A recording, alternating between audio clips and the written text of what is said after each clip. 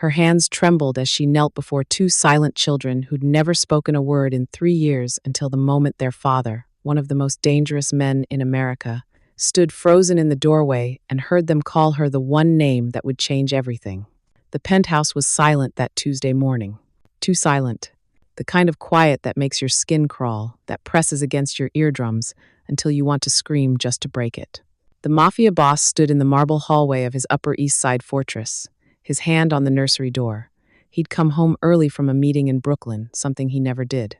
His instincts had been screaming at him all morning, that animal sense that kept men like him alive when others ended up in the Hudson. But nothing could have prepared him for what he was about to hear. He pushed the door open. Stopped. His entire body went rigid. Inside the sun-drenched nursery, his twin sons sat in their specialized wheelchairs near the window. Cheryl and Eric, 3 years old. Born paralyzed from the waist down, their small bodies unable to move the way other children moved. Their mouths had never formed a single word. The doctors said they never would. Severe cognitive impairment, they'd said. Nonverbal, permanent. He'd spent $7 million trying to prove them wrong. But right now, in this moment, those boys were looking at someone with an expression the Mafia boss had never seen on their faces before. Life. Pure, undeniable life. Now, before we continue, I want to say welcome to all my wonderful friends and family watching today. If you believe in miracles, if you love seeing children with disabilities get the breakthrough they deserve, go ahead and hit that like button right now. And subscribe also, drop a comment, and tell me where you're watching from. I love hearing from you all. Now, let's get back to this incredible moment.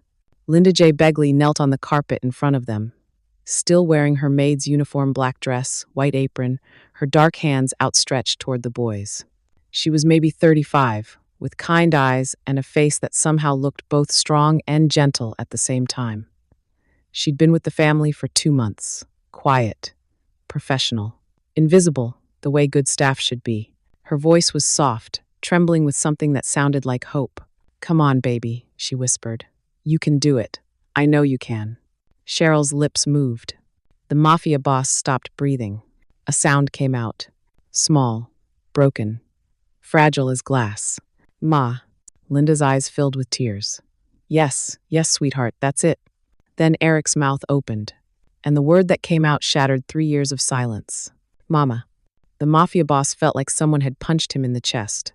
His briefcase slipped from his hand and hit the floor. Linda's head whipped around. Their eyes met. For one long, impossible moment, nobody moved. The twins stared at Linda. Linda stared at the Mafia boss. And the Mafia boss stared at his sons, his mind trying to process what he'd just witnessed. His sons had spoken. After 3 years of silence, of specialists and therapists and machines that cost more than most people's houses, his boys had said their first word. And they'd said it to the maid. Linda stood quickly, wiping her eyes. "Sir, I didn't know you were home." He couldn't speak. His throat had closed up. Cheryl made another sound, reaching one trembling hand toward Linda. "Mama," he said again, clearer this time. The Mafia boss felt something crack inside his chest. Not pain, exactly. Something else. Something he didn't have a name for. "How long?" His voice came out rough. Cold. "How long has this been happening?" Linda's hands twisted in her apron. "This is the first time, sir. I swear. They've been making sounds for about a week now, but this..." She looked at the boys, her voice breaking. "This is the first real word." He walked into the room slowly. The twins watched him with those same bright eyes, but they didn't reach for him. They didn't make a sound. He knelt beside Eric's wheelchair and touched his son's small hand. Nothing. The boy's eyes slid away, back to Linda. The crack in the Mafia boss's chest widened. "Leave us," he said quietly. Linda hesitated. "Sir, they might get upset if I said leave." She nodded, her eyes full of something that looked like understanding, and slipped out of the room. The moment the door closed, both boys began to whimper. The Mafia boss sat on the carpet between their wheelchairs, his $3,000 suit wrinkling, his hands shaking. "Hey," he said softly. "Hey, it's okay, Daddy's here." But they wouldn't look at him.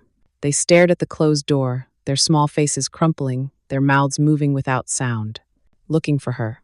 The Mafia boss sat in his office 3 hours later, staring at a glass of scotch he hadn't touched. His mind kept replaying the scene. Mama. That word. That impossible, beautiful, devastating word.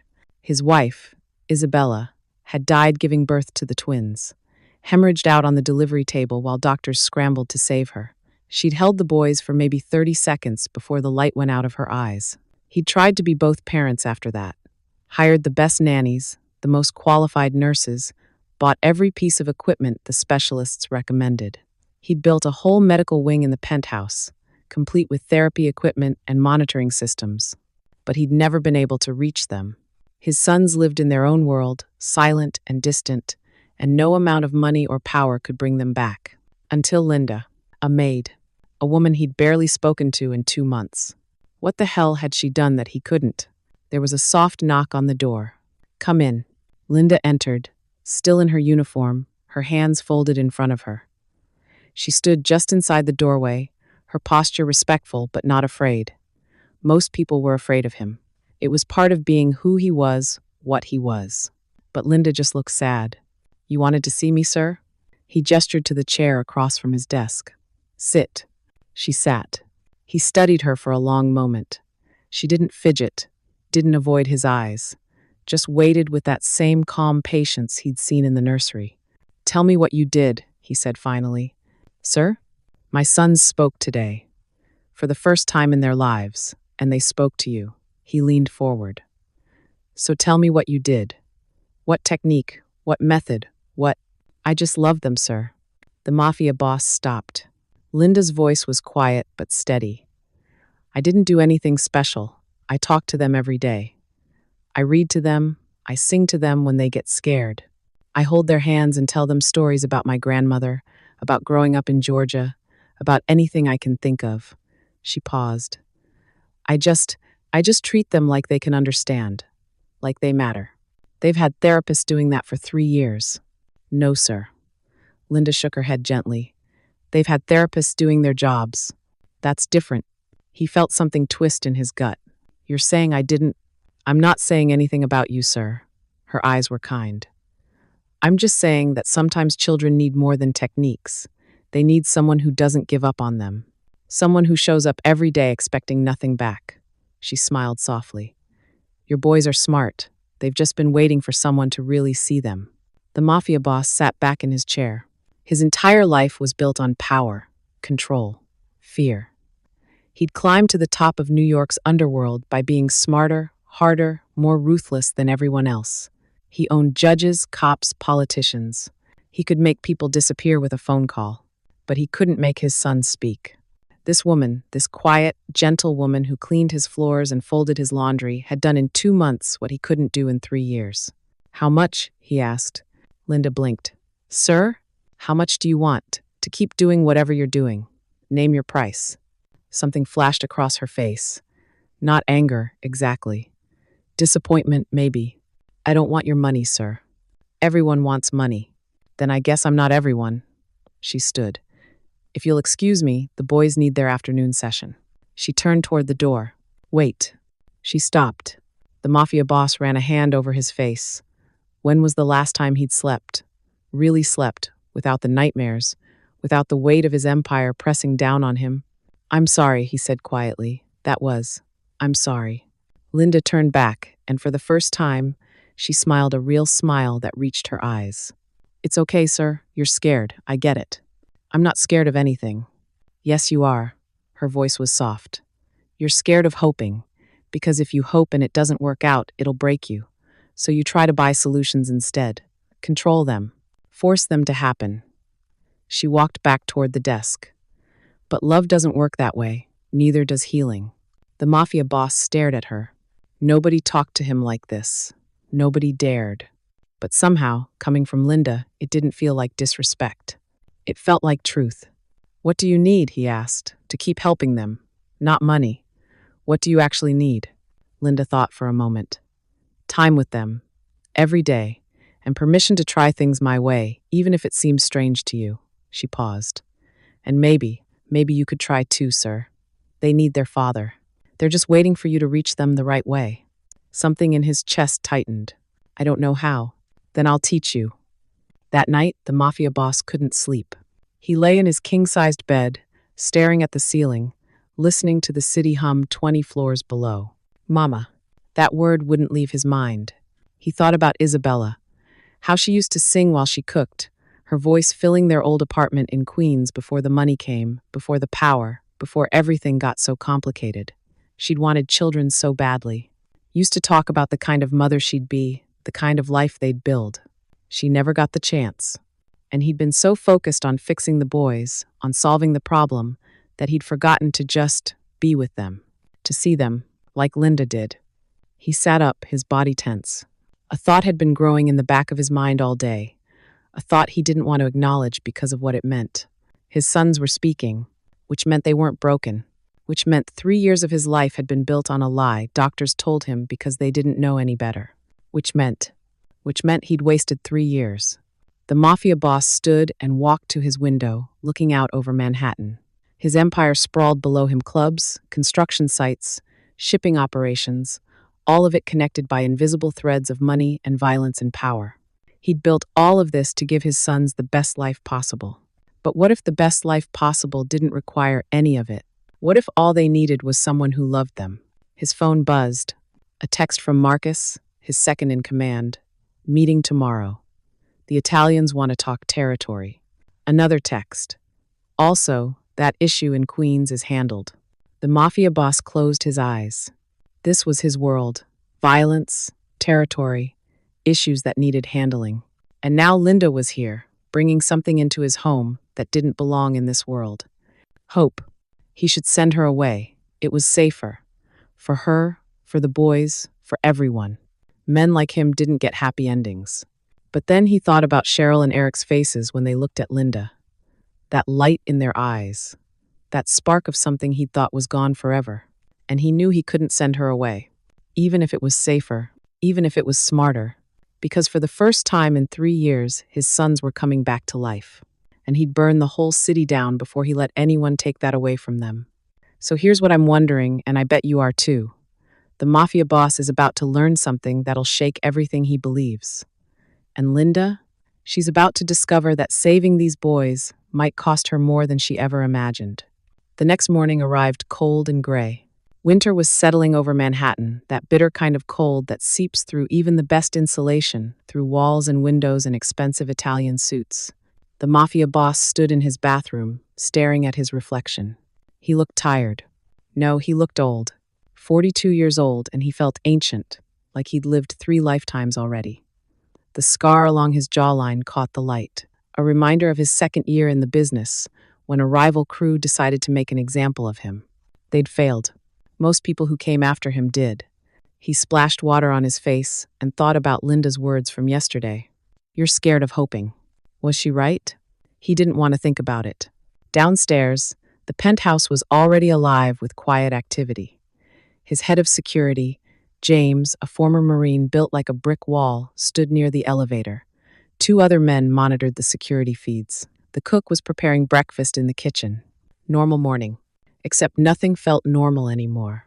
The Mafia boss headed toward the nursery, his footsteps silent on the marble floor. He stopped outside the door. Linda's voice drifted through. She was singing. Soft and low, some kind of gospel hymn he half remembered from childhood. His mother used to sing in church, back when he was still just Anthony Moretti from Queens, before he became the man who didn't have a first name anymore. Before he became the Mafia boss. He pushed the door open quietly. Linda sat on the floor between the twins' wheelchairs, a picture book open in her lap. She wore her usual uniform, but she'd added a bright yellow cardigan today. It looked completely out of place in his minimalist, gray and white nursery. It looked perfect. Cheryl and Eric were watching her with those same bright, attentive eyes. When she turned the page, Eric made a sound. Buh. Linda's face lit up. Yes, B, bird, baby. Can you say bird? Buh. The Mafia boss felt his throat tighten. Linda looked up and saw him. Her smile softened but didn't fade. Good morning, sir. We're working on sounds today.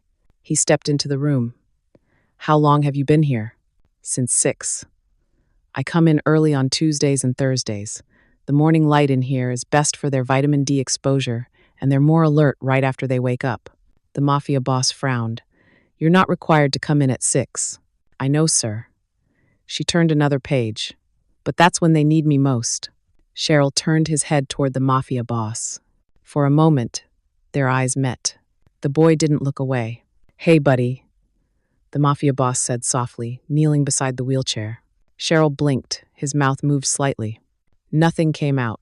The mafia boss felt that familiar sting of disappointment, but Linda's hand touched his arm gently. Give him time, sir. Rome wasn't built in a day. He spoke yesterday. One word. After 3 years. Her voice was patient. This isn't a light switch. It's more like teaching a flower to bloom. You can't force it. You just create the right conditions and wait. The mafia boss looked at her. You're very wise for a maid. Something flickered across her face. Too quick to read. My grandmother raised me, sir. She used to say that God gives everyone gifts. Some people get money or looks or talent. I got patience. She smiled. Seemed useless for a long time. Then I met your boys. Tell me about her. Your grandmother. Linda looked surprised. Sir? You said you tell the boys stories about her. I want to know what you tell them. She hesitated, then settled back against the wall, the picture book still open in her lap. Her name was Dorothy Begley. Born in Alabama in 1943. Moved north during the Great Migration, ended up in Georgia working in a textile mill. Linda's voice took on a dreamy quality. She raised 7 kids on her own after my grandfather died. Then she raised me when my mama couldn't. What happened to your mother? Drugs. She's clean now, been clean for 5 years, but back then. Linda shook her head. Grandma Dorothy used to say that some people are born into the wrong story, and they spend their whole lives trying to find the right one. That was my mama. Always searching. The mafia boss thought about that. Wrong story. Right story. Which one was he in? Eric made another sound. Bubba. Linda immediately turned her attention back to him. Good job, baby. You're doing so good. The mafia boss watched her work. The way she moved between patience and encouragement, never pushing but never giving up either. The way she celebrated every tiny sound like it was a miracle. Maybe it was. His phone buzzed. Marcus. Italians want to meet at noon. Rossi's bringing his son. The mafia boss typed back. Fine. Make sure the restaurant is swept. He looked up to find Linda watching him, her expression unreadable. I have to go to a meeting, he said. Of course, sir. He stood, but something made him pause. Linda? Yes, sir. Thank you for what you're doing. She smiled. You don't have to thank me for loving your children, sir. That's not work. That's a gift. The meeting was at Gino's, a red sauce joint in Little Italy that had been neutral territory for 30 years. The mafia boss sat in the back corner booth, Marcus beside him, 2 more men at a nearby table. His gun was comfortable against his ribs, a familiar weight. Vincent Rossi walked in at noon exactly. The old Italian was 70 if he was a day, but his eyes were sharp and his handshake was still firm. His son, Anthony Jr., followed younger, hungry, stupid. The mafia boss had dealt with 100 Anthony Jr.'s in his career. They all ended the same way. You look tired, friend, Rossi said, sitting down. Busy week. I hear you. Rossi ordered espresso without looking at the menu. Kids keeping you up? The mafia boss went very still. Rossi noticed. His smile never wavered. What? I can't ask about children? I got grandkids now, 4 of them. I'm practically a new man. My children aren't part of this. Of course not, of course. Rossi sipped his espresso. I'm just saying, being a father, it changes you, makes you think about legacy, about what you're building and who it's for. The mafia boss knew a threat when he heard one, even wrapped in grandfatherly concern. What do you want, Vincent? The shipping operations in Red Hook. We want a bigger percentage. We have a deal. We want to renegotiate. Marcus shifted beside him. The mafia boss put a hand on his arm. Wait. Why? Rossi shrugged. Times change, markets shift. We need more to justify the risk. Or nothing. I'm not threatening you. Rossi's smile widened. I'm just saying, these partnerships, they require flexibility, especially for a man with so much to protect.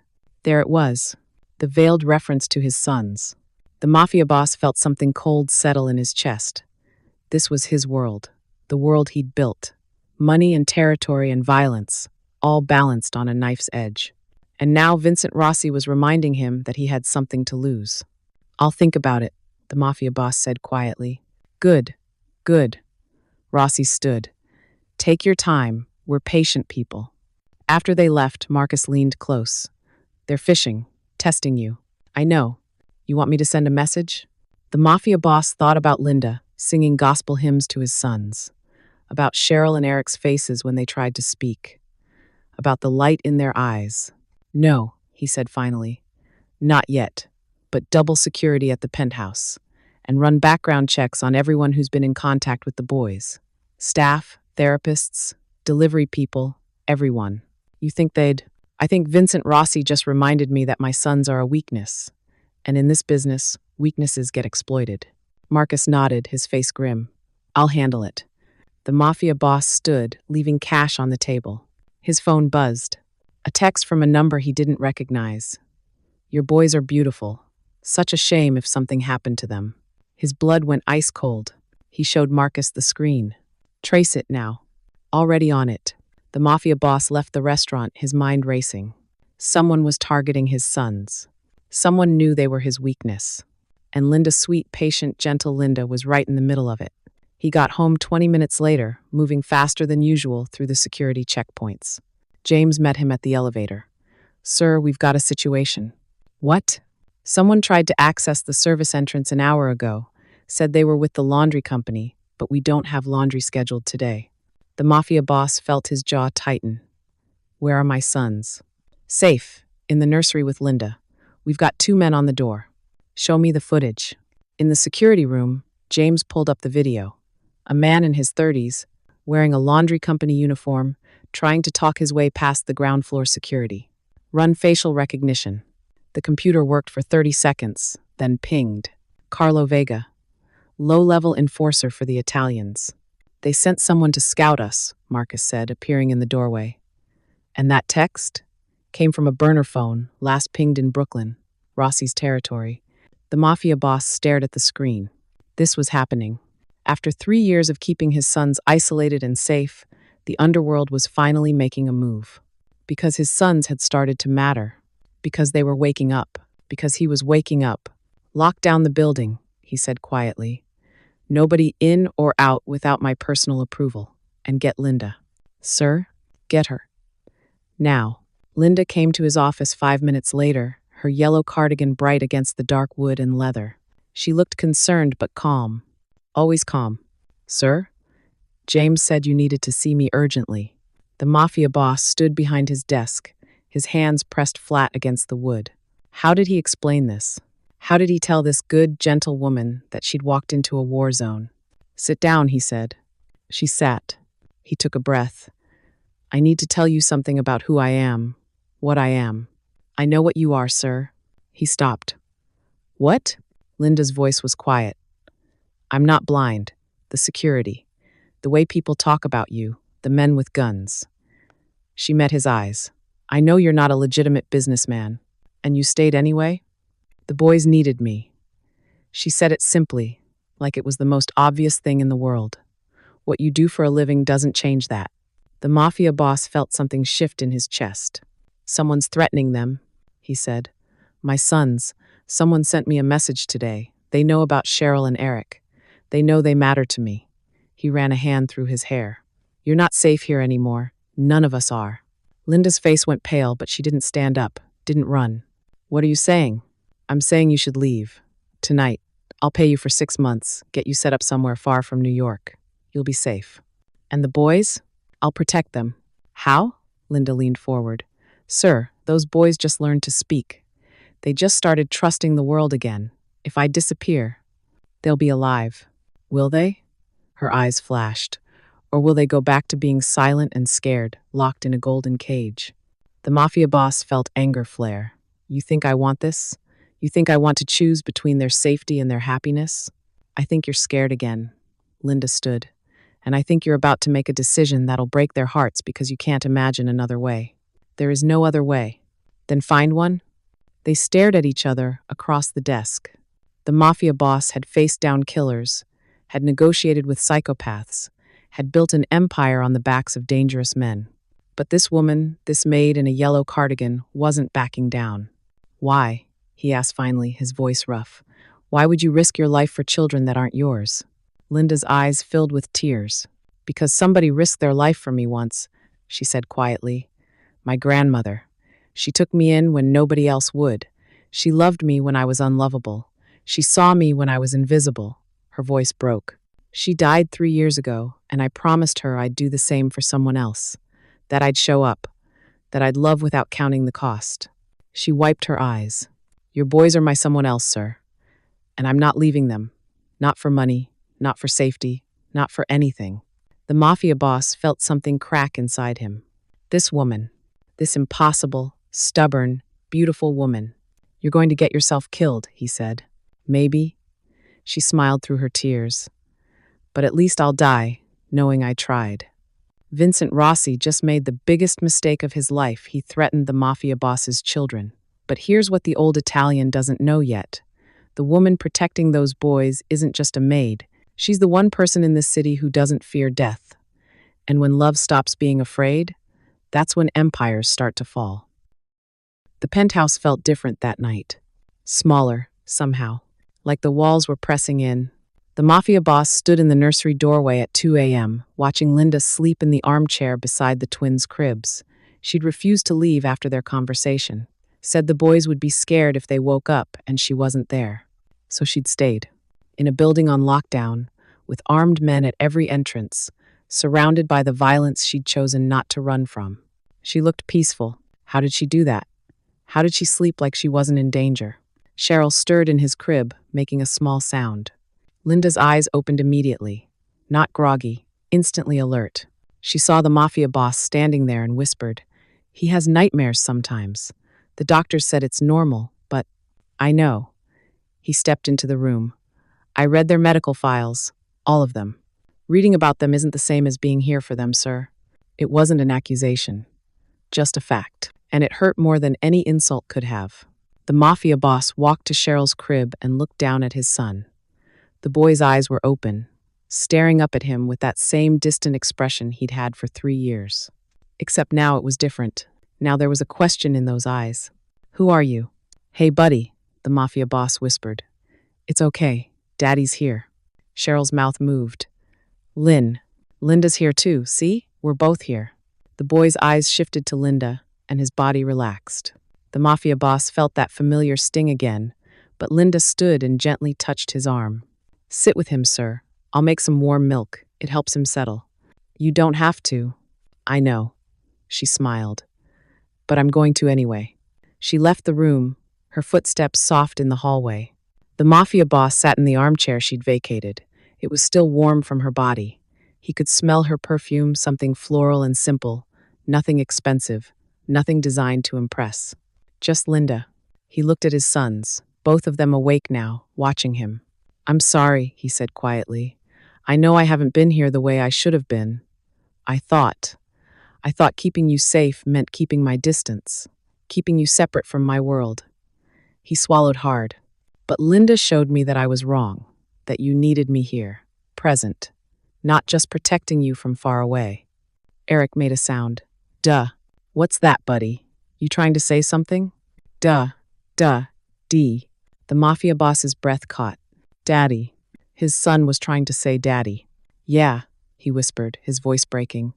Yeah, I'm your daddy. I'm here. Eric's small hand reached out from under the blanket. The Mafia boss took it, his large hand engulfing his son's tiny fingers. For the first time in 3 years, his son held on. Linda came back 15 minutes later with 2 bottles of warm milk and stopped in the doorway. The Mafia boss sat between the cribs, holding both boys' hands, his head bowed like he was praying. Maybe he was. She didn't interrupt, just set the bottles on the table quietly and started to leave. Stay, he said without looking up. So she did. They sat in silence for a long time, the only sound the soft breathing of the twins as they drifted back to sleep. Finally, the Mafia boss spoke. I built this empire for them. Everything I did, every decision I made, it was supposed to give them the best life possible. He looked up, his eyes red. But what's the point if they don't know me? If I'm just the man who pays for everything but never shows up? Linda sat on the floor beside his chair. It's not too late, sir. They're only 3. You have time. Do I? He released the boy's hands gently. Vincent Rossi knows they're my weakness now. And Rossi isn't the only one. Every crew in New York will see this as an opportunity. My sons just became targets. Then we protect them. We? She met his eyes. Yes, sir, we. You think I'm going to let some old gangster hurt these babies? I don't care how many guns he has. Despite everything, the Mafia boss almost smiled. You're either the bravest person I've ever met or the craziest. Can't I be both? This time he did smile. A real one. When was the last time he'd smiled like this? He couldn't remember. Linda stood and walked to the window, looking out at the Manhattan skyline. My grandmother used to say that courage isn't about not being scared. It's about being terrified and showing up anyway. She turned back to him. I'm scared, sir. I'm not going to lie. But these boys are worth being scared for. The Mafia boss studied her, really looked at her, maybe for the first time. She was beautiful. Not magazine beautiful. Not the kind of beauty he usually noticed in his world of models and socialites and women who wore their looks like weapons. No, Linda was beautiful the way morning light is beautiful. The way a song you haven't heard in years is beautiful. Simple, true, undeniable. Why don't you have a family of your own? He asked. She looked surprised by the question. I did once, got married young, 22. He was a good man, a mechanic from Savannah. Her voice went soft. We tried for years to have children, never could. Eventually it broke us. He wanted to try fertility treatments, adoption, everything, but She paused. I felt like maybe God was telling me my purpose was somewhere else. That maybe my children were out there waiting for me, just not the way we expected. What happened to him? He remarried, has 2 kids now. I'm happy for him. She smiled, but there was sadness in it. Sometimes loving someone means letting them find their right story, even if you're not in it. The Mafia boss thought about Isabella, about how she'd wanted children so badly, about how she died giving him sons she barely got to hold. My wife would have liked you, he said quietly. Yeah? Yeah, she believed in things. Hope, love, faith, all the things I stopped believing in after she died. He stood, walking to the window beside Linda. She used to say that the universe had a plan, that everything happened for a reason. You don't believe that anymore. I don't know what I believe. Linda was quiet for a moment. Then she said, I think your wife sent me here, sir. He looked at her sharply. What? I wasn't supposed to take this job. The agency called me about it, and I almost said no. I was working at a hospital in Georgia, had a good position, good benefits, but something made me say yes. Something made me get on a plane to New York. She turned to face him. And the day I walked into this nursery and saw your boys, I knew. I knew this was where I was supposed to be. The Mafia boss felt his throat tighten. That's crazy. Maybe. She smiled. But sometimes the craziest things are the truest ones. His phone buzzed. Marcus. Intel just came in. Rossi's planning something. Meeting with the Colombians tomorrow. The Mafia boss's jaw tightened. The Colombians meant drugs. Big money. And if Rossi was bringing them into this, it meant he was serious about pushing boundaries, about testing limits, about seeing how far he could go before the Mafia boss pushed back. Linda was watching him, her expression concerned. Bad news? It's always bad news. He put the phone away. I need to ask you something, and I need you to answer honestly. Okay, if I told you I had to do something dangerous tomorrow, something that might not end well, would you stay with my sons? Linda's face went pale. Sir, would you? Of course I would. But what are you planning? To send a message. He walked to the door. Vincent Rossi thinks my sons make me weak. He thinks having something to lose means I'll back down. He looked back at her. He's about to find out how wrong he is. Sir, please don't do anything that... I built this empire to protect them, Linda. And I'll burn it all down if that's what it takes to keep them safe. His voice was cold now. Hard. The voice of the man who'd clawed his way to the top of New York's underworld. Go back to sleep. I'll have extra security posted outside the nursery. He started to leave, but Linda's voice stopped him. Violence begets violence, sir. My grandmother used to say that. Whatever you do tomorrow, it'll come back around. It always does. The mafia boss turned back to her. I know, but I'd rather it come back to me than to them. The next day came bright and cold. The mafia boss dressed in his best suit. Tom Ford, custom-tailored, dark gray. The suit he wore when he needed to remind people who he was, what he was capable of.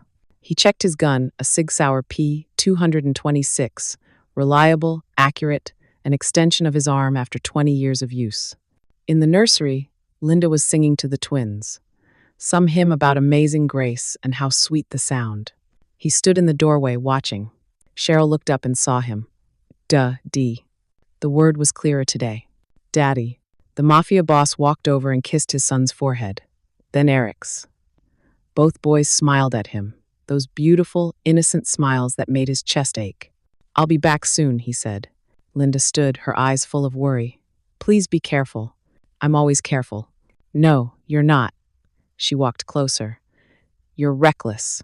You think you're invincible because you've survived this long. But even invincible men die, sir. He looked at her for a long moment. Then, without thinking, he reached out and touched her face. She went very still. If something happens to me, he said quietly, there's a will in my office. Everything goes to the boys. But there's also a clause. It says that if I die, you become their legal guardian. Linda's eyes went wide. Sir, I can't. Yes, you can. You're the only person in this world I trust with them. His thumb brushed her cheek. Promise me. If something happens, you'll take care of them. Tears spilled down her face. I promise. But you're coming back. You hear me? You're coming back because those boys need their father. They need you more. They need both of us. The words hung in the air between them. Both of us. Like they were a unit. A team. A family. When had that happened? The mafia boss dropped his hand and stepped back. I have to go. Then go. But come back. Linda's voice was fierce now. Come back, or I swear I'll march into whatever hell you're walking into and drag you back myself. Despite everything, he smiled. I believe you would. Damn right I would. He'd never heard her curse before. It was perfect. The meeting was in an abandoned warehouse in Brooklyn. Neutral territory, but only technically. The mafia boss arrived with Marcus and 6 of his best men, all armed, all ready. Vincent Rossi was already there, standing beside 2 Colombians the mafia boss recognized. The Vargas brothers, cartel money, dangerous people. This was escalating faster than he'd anticipated. You came, Rossi said, smiling. I wasn't sure you would. You threatened my family, Vincent. Of course I came. Did I? Rossi's smile widened. I don't recall threatening anyone. I merely suggested that partnerships require flexibility, and sent one of your men to scout my building. Did I do that too? My memory's not what it used to be. The mafia boss stepped closer. Let me refresh it then. You want a bigger cut of Red Hook. You think I'll give it to you because I have sons now, because I have something to lose. He stopped 3 feet from Rossi. You're right. I do have something to lose. But here's what you miscalculated, Vincent. Having something to lose doesn't make me weak. It makes me very, very dangerous. Rossi's smile faltered slightly. Because a man with nothing to lose will take risks, the mafia boss continued. But a man with everything to lose, he'll do anything, burn anything, kill anyone. There are no limits anymore, no boundaries, no lines I won't cross. He pulled out his phone and showed Rossi a photo. It was Rossi's granddaughter, 4 years old, playing in a park in New Jersey. Rossi went white. You wouldn't, he whispered. I wouldn't. But you need to understand something, Vincent. You made my sons fair game.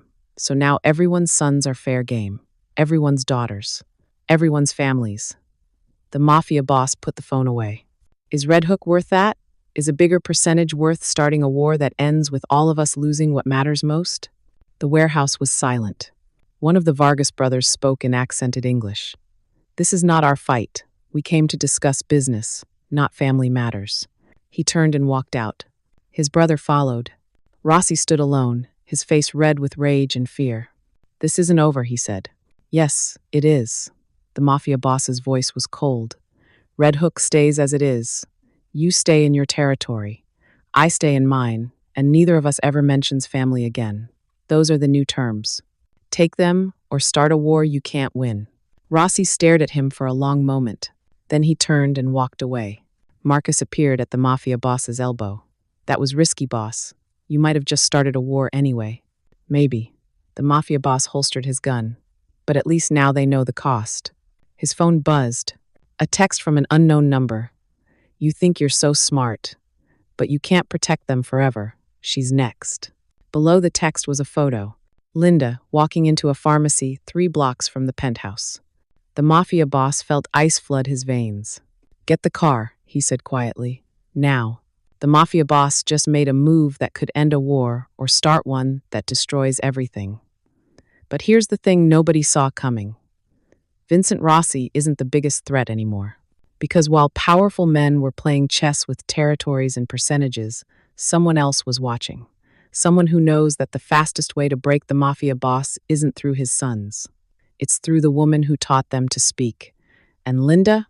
She's about to learn that love isn't just about showing up. The Mafia boss burst through the pharmacy door like a man possessed. His eyes scanned the aisles, his heart hammering against his ribs in a way it hadn't since his first kill 20 years ago.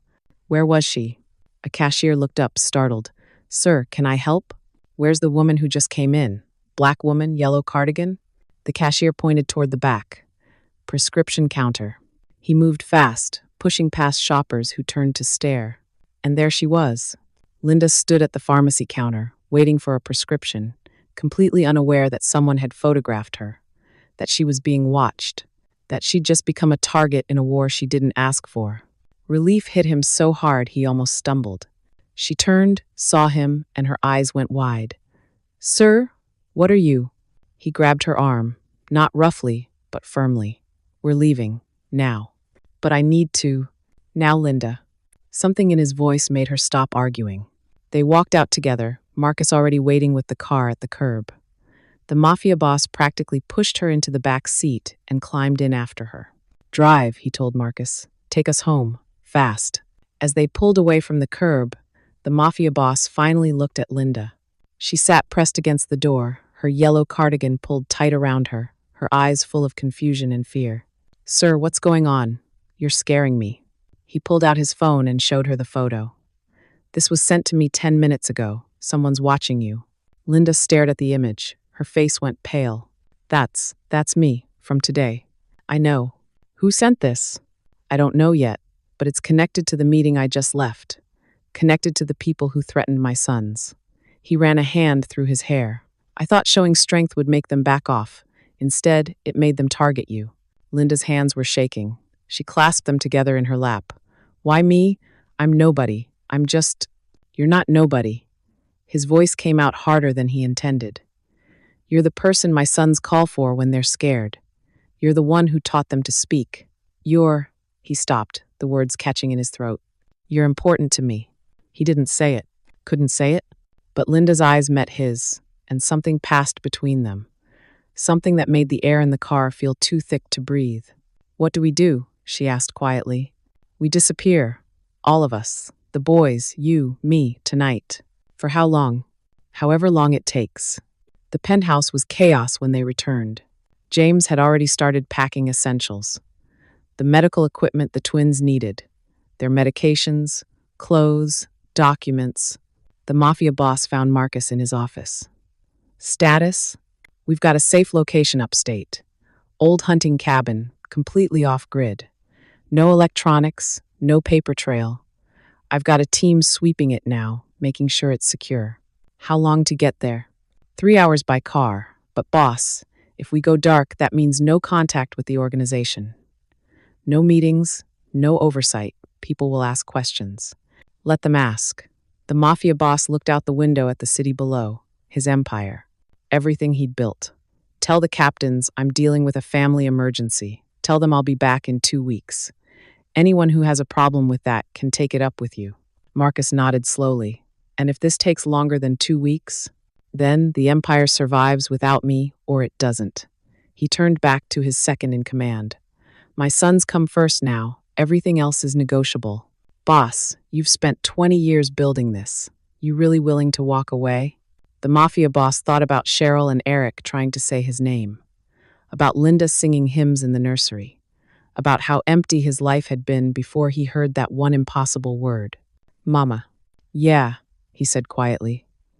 I really am. They left at midnight. 2 black SUVs, windows tinted, plates registered to shell companies that couldn't be traced back to him. The Mafia boss drove the first vehicle with Linda beside him, and the twins secured in car seats in the back. Marcus followed in the second SUV with 3 more men and all the supplies. The city disappeared behind them. Linda hadn't said much since they left the penthouse. She sat with her hands folded in her lap, staring out at the darkness as they drove north on the highway. You okay? He asked. No. Her voice was small. I'm terrified. At least she was honest. I won't let anything happen to you, he said. You can't promise that. Yes, I can. She turned to look at him. Sir, you're one man. A powerful man, yes, but still just one man. And out there, she gestured to the dark highway. Out there are people who want to hurt your children, who want to hurt me because they think it'll hurt you. How can you promise to stop all of them? Because I'll kill anyone who tries. The words came out flat, matter of fact, the truth. Linda went very still. Have you? She asked quietly. Killed people, I mean. The Mafia boss kept his eyes on the road. Yes. How many? Does it matter? I don't know, maybe. She was quiet for a moment. My grandmother used to say that every person has blood on their hands.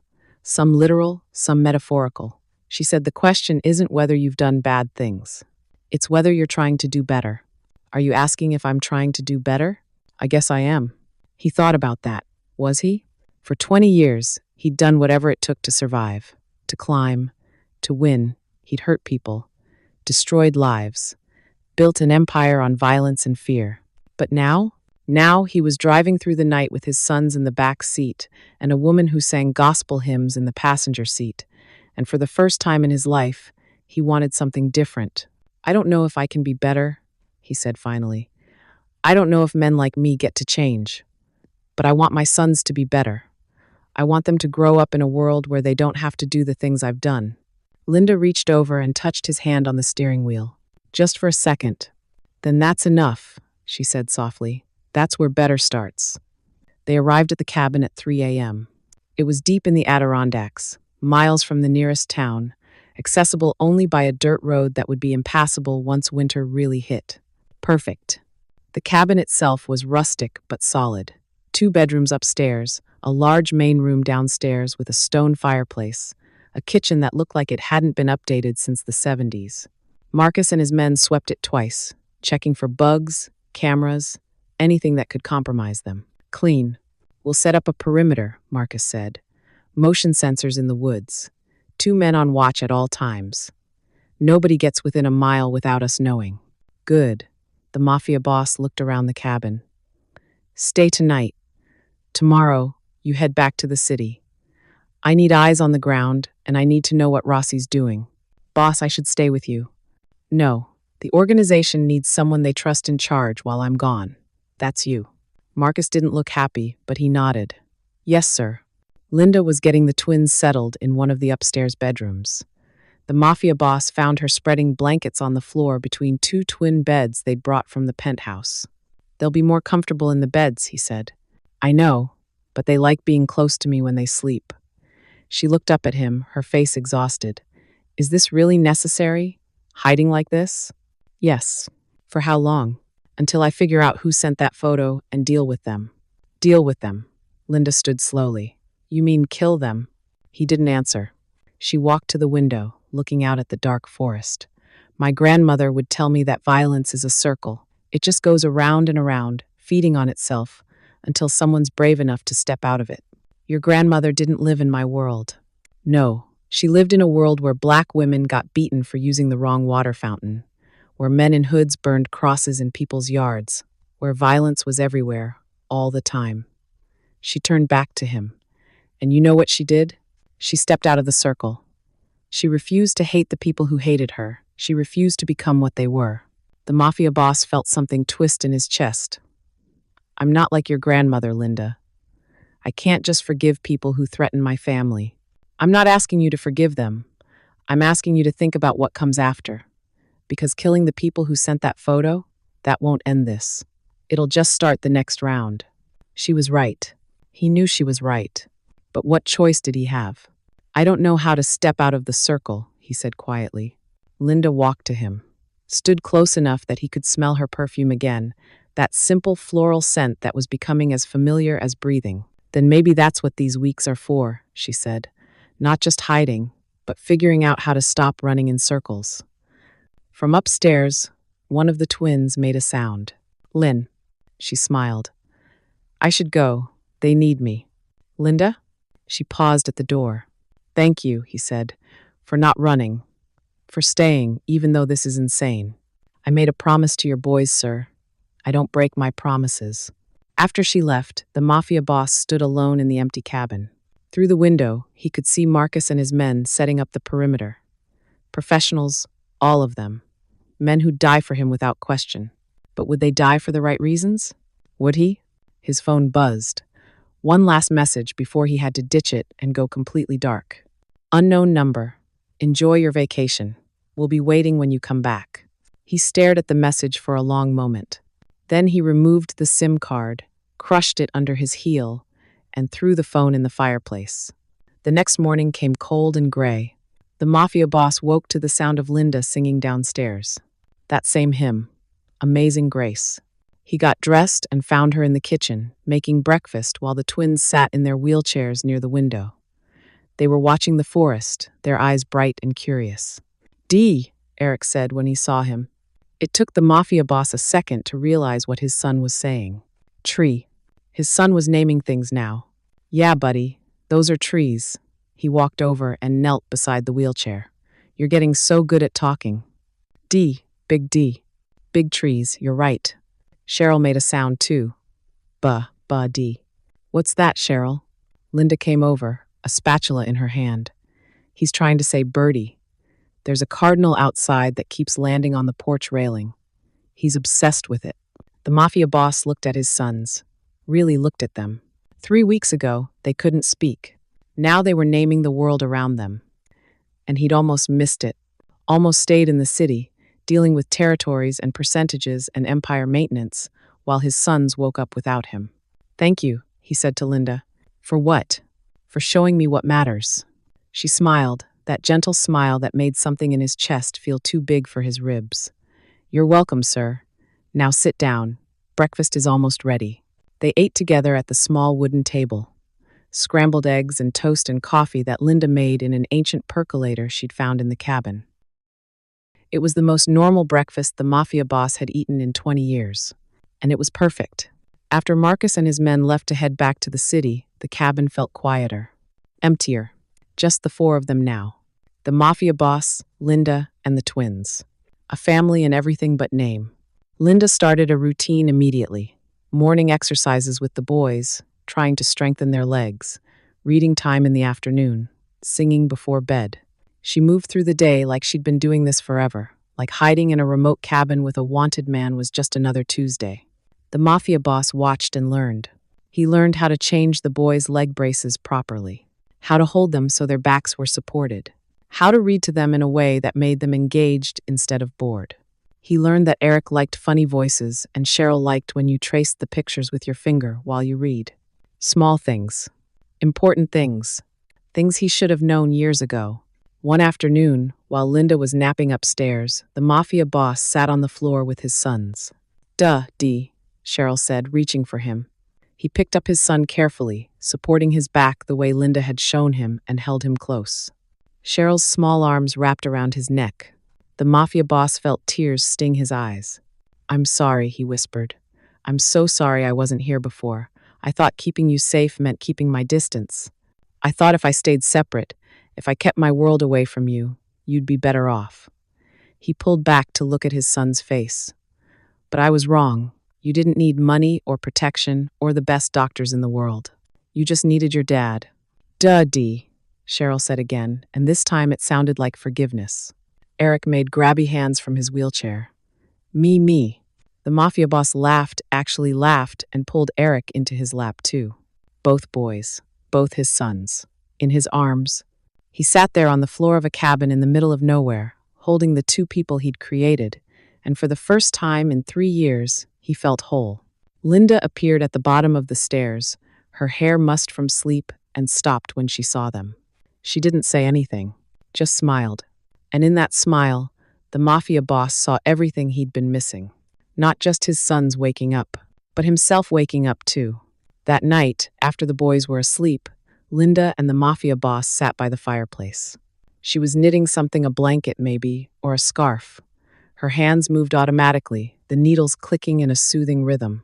"Where'd you learn to knit?" he asked. "Grandma Dorothy." She said idle hands were the devil's playground. Linda smiled. "I think she just wanted to keep me busy so I'd stop asking so many questions." "You ask a lot of questions?" "Used to. Still do, I guess." She glanced at him. "Like right now, I want to ask you about your wife, but I don't know if that's crossing a line."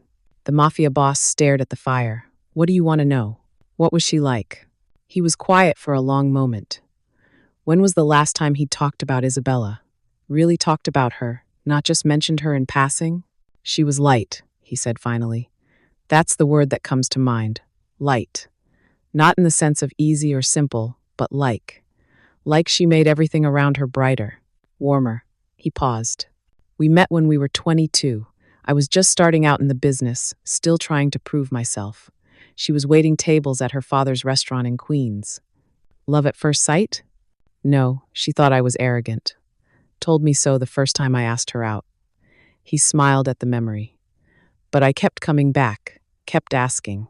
Finally wore her down." Linda laughed softly. "Persistent. Stubborn. Same thing." He looked at her. "Yeah, I guess it is." The fire crackled. Outside, wind moved through the trees. "She would have loved this," the Mafia boss said. "This cabin, the quiet, being away from the city." His voice dropped. "She used to beg me to get out of the business, said we had enough money, said we could move somewhere peaceful and just. Be normal." "Why didn't you?" "Pride. Fear. I don't know. I thought leaving would make me weak, that people would see it as surrender." He laughed bitterly. "Turned out staying killed her anyway." Linda set down her knitting. "Sir, you can't blame yourself for—" "Why not? If we'd left the city, gone somewhere safe, maybe she would have survived the birth. Maybe the stress of my life didn't help. Maybe she would have died anyway." Linda's voice was gentle but firm. "Childbirth is dangerous. It was 300 years ago, and it still is today. You can't know what would have happened differently. But I can wonder. Wondering doesn't change the past, it just ruins the present." The Mafia boss looked at her. "Is that Grandma Dorothy talking?" "Maybe." Linda picked up her knitting again. "She had a lot of wisdom. Took me years to understand most of it." They sat in comfortable silence for a while. Then the Mafia boss said, "Linda?" "Yes, sir?" "You can call me Anthony, at least while we're here. Sir feels too formal for." He gestured around the cabin. "For whatever this is." She looked surprised, then pleased. "Anthony," she said, testing the name. "It suits you better than boss." "My mother used to say the same thing." "Is she still—" "No. Died when I was 15. Cancer." He stared at the fire. "That's when everything changed. When I realized the world doesn't care about good people or bad people, it just takes what it wants." Linda was quiet for a moment. "My grandmother would say, that's when you needed faith the most. When the world stops making sense." "I don't have faith." "Yes, you do." She met his eyes. "You have faith in your sons, in their ability to get better, to grow, to become more than their diagnosis said they could be. That's faith, Anthony. You just call it something else." He thought about that. Maybe she was right. Maybe faith wasn't about believing in God, or the universe, or some grand plan. Maybe it was just believing that tomorrow could be better than today, that broken things could heal, that lost people could be found. "Thank you," he said quietly. "For what?" "For having faith in me, when I didn't have it in myself." Linda smiled. "That's what family does, Anthony. They believe in you when you can't." Family. The word settled over them like a blanket. They weren't a family. Not really. He was her employer. She was his employee. This was just a temporary situation born out of necessity. But sitting here by the fire, with his sons asleep upstairs, and Linda's knitting needles clicking, and the world locked safely outside, it felt like family. And the Mafia boss realized something that terrified him more than any threat from Vincent Rossi. He didn't want this to be temporary. Anthony just discovered something more dangerous than any enemy he's ever faced. He's starting to care about Linda as more than just his son's caregiver. And in his world, caring about someone is the same as painting a target on their back. But here's what he doesn't know yet. Someone's already found them. The motion sensors Marcus installed, they're about to trigger. And the peaceful family moment they're having by that fireplace, it's about to shatter in ways none of them saw coming. The motion sensor alarm went off at 4 a.m., a shrill beeping that shattered the quiet darkness of the cabin like a gunshot. Anthony was on his feet before he was fully awake, his hand automatically reaching for the gun he kept under his pillow. Years of survival instinct kicking in, his heart hammered, but his hands were steady, always steady when it mattered. Linda appeared in his doorway, her eyes wide with fear. "Anthony, what's that sound?" "Motion sensors. Someone's in the perimeter." He moved past her toward the twins' room. "Get the boys, now." She didn't argue, didn't ask questions, just ran. Anthony checked the security monitor. Marcus had set up a small tablet connected to the sensors. The screen showed a heat signature moving through the woods. Eastern approach, maybe 200 yards out. One person. Moving slow, careful, professional. He keyed the radio Marcus had left. "This is Alpha. We have a breach. Eastern perimeter. Single target." Static. Then Marcus's voice, groggy but alert. "Copy that, boss. We're 2 hours out. Can you hold?" "Do I have a choice?" "Sit tight. We're coming." 2 hours. A lot could happen in 2 hours. Anthony killed the lights in the cabin and moved to the window, staying to the side, watching the tree line.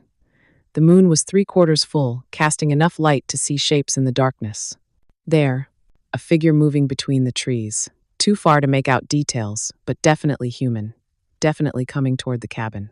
Linda came down the stairs carrying Eric, Cheryl in his wheelchair behind her. Both boys were awake, their eyes wide with fear. "What's happening?" Linda whispered. "Someone found us." Anthony kept his eyes on the window. "Take the boys to the basement. There's a safe room Marcus built, reinforced door, supplies for 3 days.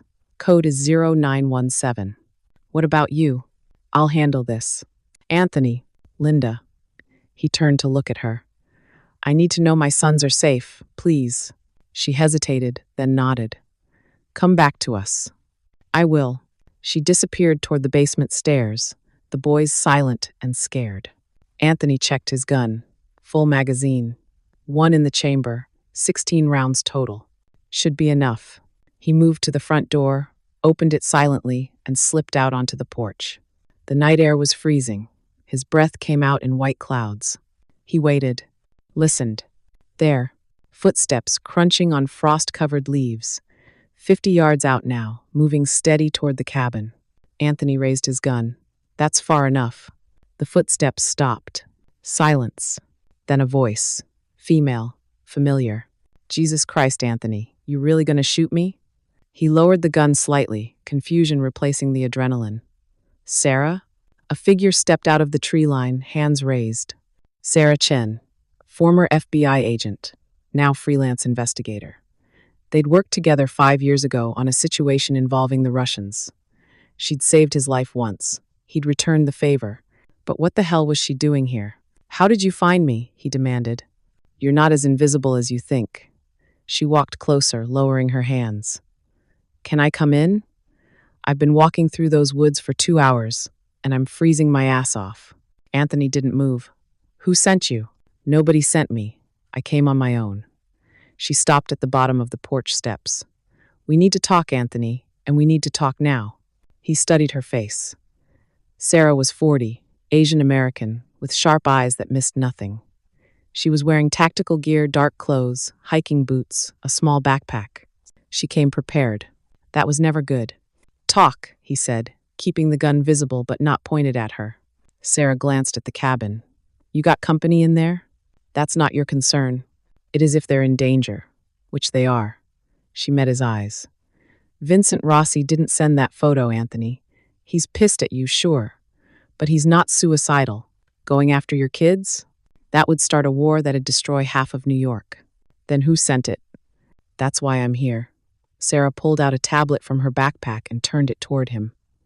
"Recognize this guy?" The screen showed a photo of a man in his 30s. Sharp features, cold eyes, expensive suit. Anthony felt ice slide down his spine. Thomas Kincaid. Yep. Sarah put the tablet away. The British problem you thought you solved 3 years ago? Turns out you didn't solve it, you just postponed it. Thomas Kincaid. Anthony had almost forgotten that name. 3 years ago, Kincaid had tried to move his operation into New York. Arms dealing, mostly. High-end stuff, military-grade weapons sold to the highest bidder. Anthony had pushed back hard, burned 3 of Kincaid's warehouses, killed 2 of his lieutenants, sent a message that New York was closed for business. Kincaid had disappeared after that. Anthony assumed he'd moved on to easier markets. Wrong assumption. What does Kincaid want? Anthony asked. Revenge. Payback. All the usual suspects. Sarah climbed the porch steps. But here's the thing. He's not just coming after you. He's coming after everyone you care about. And Anthony? He knows about the Maid. Anthony's blood went cold. How? He's been watching you for months. Had people inside your organization feeding him intel. He knows about Linda. Knows she matters to you. Knows your sons are talking because of her. Sarah's expression was grim. He sent that photo to flush you out, make you run, isolate you. And it worked. Marcus swept everyone. We didn't find any leaks. Because Kincaid's people are that good. Former MI6, most of them. They know how to stay hidden. She paused. I found the leak, though. Guy named Petrov. Low-level security at your building. Been on Kincaid's payroll for 6 months. Anthony's jaw tightened. Where is he now? Dead. I handled it before I came here. Sarah looked at him steadily. You're welcome, by the way. Why are you helping me? Because you helped me once, and because Kincaid's a piece of shit who sells weapons to terrorists, the enemy of my enemy, etc. She glanced at the cabin again. Also, because I heard you've got kids now. Nobody deserves to have their kids targeted. From inside the cabin, Anthony heard a sound. A door opening. Linda's voice soft but urgent. Anthony, is everything okay? Sarah's eyebrows rose. That the maid? Linda, he corrected automatically. Her name is Linda. Right, Linda. Sarah studied his face, and something shifted in her expression. Oh, this is more complicated than I thought. It's not complicated. Anthony, you're hiding in the woods with a woman who's not your wife, protecting kids who clearly matter to you, and you just corrected me on her name like I insulted your mother. Sarah smiled slightly. That's the definition of complicated. Anthony felt heat rise in his face. We're not, it's not like that. Sure it's not. Linda appeared in the doorway, Eric in her arms, Cheryl's wheelchair beside her. She looked at Sarah, then at Anthony, her expression wary. Who is this? Linda asked. Sarah Chen. Friend of Anthony's. Sarah gave a small wave. Sorry to crash your hideout, but we've got a situation. Anthony moved toward Linda. It's okay, she's here to help. Help with what? The person who sent that photo? We know who he is now. Anthony looked at Sarah. Tell her. Sarah explained about Kincaid. About the leak in Anthony's organization. About the revenge plot that had been building for 3 years. Linda listened, her face growing paler with each detail. When Sarah finished, Linda looked at Anthony. So what do we do? We can't stay here, Sarah said. Kincaid's got resources. If I found you, he can find you. You need to move. Tonight. Move where? I've got a safe house in Vermont. Totally off-grid. No connection to me, no connection to you. We can regroup there, figure out our next move. Anthony looked at Linda. At his sons. At this fragile family he'd built in the space of a few weeks. Running again. Always running. There has to be another way, he said. There isn't. Sarah's voice was firm. Anthony, I know you want to stand and fight. That's who you are. But you can't fight what you can't see. And Kincaid's playing the long game. He's patient. He's careful. And he will find you eventually. Then let him find me. I'll be ready. And what about them? Sarah gestured to Linda and the boys. You ready to risk their lives on your ability to see Kincaid coming? The words hit like a punch. No, he wasn't ready to risk them. Not for anything. Linda stepped closer, shifting Eric in her arms. Anthony, maybe she's right. Maybe we should... No. The word came out harder than he intended. No more running, no more hiding. I built an empire being the hunter, not the prey. It's time Kincaid remembered that. Sarah sighed. You're going to get yourself killed. Maybe, but I'll get him first. And if you don't? If he gets to Linda? To the boys? Sarah's voice softened. Anthony, I know this isn't what you want to hear, but sometimes the bravest thing is knowing when to retreat. Anthony looked at Linda. She was watching him with those kind, patient eyes, not telling him what to do, just waiting for him to figure it out. And suddenly, he understood. This wasn't about pride or proving something or refusing to back down. This was about the people who mattered, the people he loved. Loved. When had that happened? He looked at Linda, at the way she held Eric so naturally, at the yellow cardigan she still wore even though it had a stain on the sleeve from the boys' breakfast, at her tired eyes and her gentle smile and the strength that radiated from her like light. He loved her. God help him, he loved her. And his sons, his beautiful, miraculous sons who were learning to speak and laugh and name the world around them. He loved them more than his empire, more than his pride, more than his life. Okay, he said quietly. We go to Vermont, but we do it my way. Sarah nodded. I'm listening. We split up. You take Linda and the boys in your vehicle. I lead Kincaid's people in the opposite direction. Make them think I'm alone. Make them follow me. Anthony, no. Linda started. It's the only way to keep you safe. By using yourself as bait? Linda's voice rose. That's insane. It's strategic. It's suicide. They stared at each other. The tension in the room was thick enough to cut. Finally, Sarah cleared her throat. Actually, he's got a point. If Kincaid's people are tracking Anthony, splitting up makes sense. Divide their resources. Keep Linda and the kids moving while Anthony runs interference. See? Anthony said. It makes sense. Linda's eyes filled with tears. You promised you'd come back. You promised. And I will. You can't promise that, not if you're deliberately drawing fire. She was right. He couldn't promise. But he could try. Linda, he said softly, moving closer. I need to know you and the boys are safe. That's the only way I can do this. Please. A tear slid down her cheek. This is stupid. This is the stupidest, most macho, most... She stopped, took a breath. When? She asked quietly. Now. Sarah takes you to Vermont. I head south, make it look like I'm running back to the city. By the time Kincaid figures it out, you'll be gone. And then what? Then I deal with Kincaid, permanently. Sarah pulled out her tablet again. I've got a location on him. Hotel in Manhattan, the Plaza, penthouse suite. He's not even hiding. Because he thinks he's already won, Anthony said. He thinks I'm scared, running, vulnerable. Aren't you? Scared? Yes. Running? Not anymore. He turned to Linda. Pack light, essentials only. You have 10 minutes. She didn't move, just stood there holding Eric, tears streaming down her face. I can't do this without you, she whispered. The boys need you. I need... She stopped herself. But Anthony heard the unspoken words. I need you. He closed the distance between them and cupped her face in his hands. I will come back. I swear on everything I am, everything I have, I will find you again. You better, she said, her voice breaking, because if you die, I'm going to kill you. Despite everything, he smiled. Deal. He kissed her forehead. Just a brief touch. But it felt like a promise. 20 minutes later, Sarah's Jeep disappeared into the darkness. Linda and the twins inside. Anthony watched until the taillights vanished, then turned to his own vehicle, a black truck Marcus had left in the garage. He loaded his gun, checked his ammunition, grabbed the burner phone Sarah had given him. Then he climbed in and started the engine. The drive back to Manhattan would take 3 hours.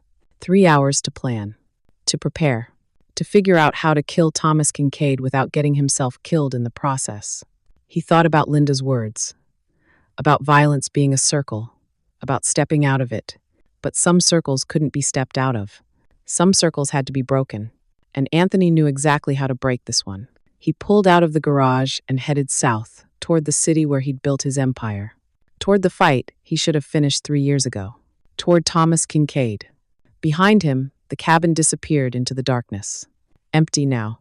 Just another abandoned safe house in the woods. But Anthony carried it with him. The memory of firelight and Linda's knitting needles and his sons trying to say new words. That memory would keep him alive. It had to, because he'd made a promise. And Anthony always kept his promises, even the impossible ones. The sun was rising when he hit the outskirts of Manhattan. Pink and gold light spreading across the skyline like a wound. Beautiful and terrible at the same time. Anthony's phone buzzed. Sarah, they're secure. In place. Linda's pissed at you, but she's safe. Anthony, good. Tell her I'm sorry. Sarah, tell her yourself when you survive this. Anthony, when, not if. Sarah, that's the spirit. Don't die, Anthony. You've got people who need you now. He put the phone away and drove into the city, into the heart of his empire, into the war he'd been avoiding. Thomas Kincaid thought he'd won by making Anthony run, by forcing him to hide, by threatening the people he loved. But Kincaid had made one crucial mistake. He'd given Anthony something to fight for. And a man with something to fight for? That man was the most dangerous thing in the world. The Plaza Hotel loomed ahead, its gold-trimmed facade gleaming in the morning sun. Anthony parked 2 blocks away and checked his reflection in the rearview mirror. He looked tired, older, different than the man who'd left Manhattan a week ago. That man had been running from himself. This man? This man was running toward something. Toward a future where his sons grew up safe, where Linda sang her hymns without fear, where family meant more than empire.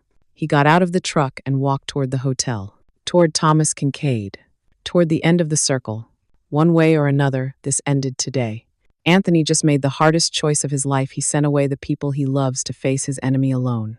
But here's what Sarah didn't tell him, what she couldn't tell him, because she just found out herself. Thomas Kincaid isn't at the plaza anymore. He left 2 hours ago, which means while Anthony's walking into what he thinks is a confrontation, Kincaid's men are already on their way to Vermont. And Linda, sitting in that safe house with the twins, thinking she's protected, she's about to learn that sometimes the circle of violence doesn't break. The plaza's lobby was exactly as Anthony remembered it. Marble floors, crystal chandeliers, the kind of old money elegance that made you feel poor even if you had millions in the bank. He walked through like he owned the place. Because once upon a time, he kind of did. The concierge looked up, recognition flickering across his face before he schooled his expression into professional neutrality. Sir, may I help you? Penthouse suite. Thomas Kincaid. Tell him an old friend is here. The concierge hesitated. I'm afraid Mr. Kincaid checked out this morning, sir. Anthony went very still. When? Around 6 a.m., sir.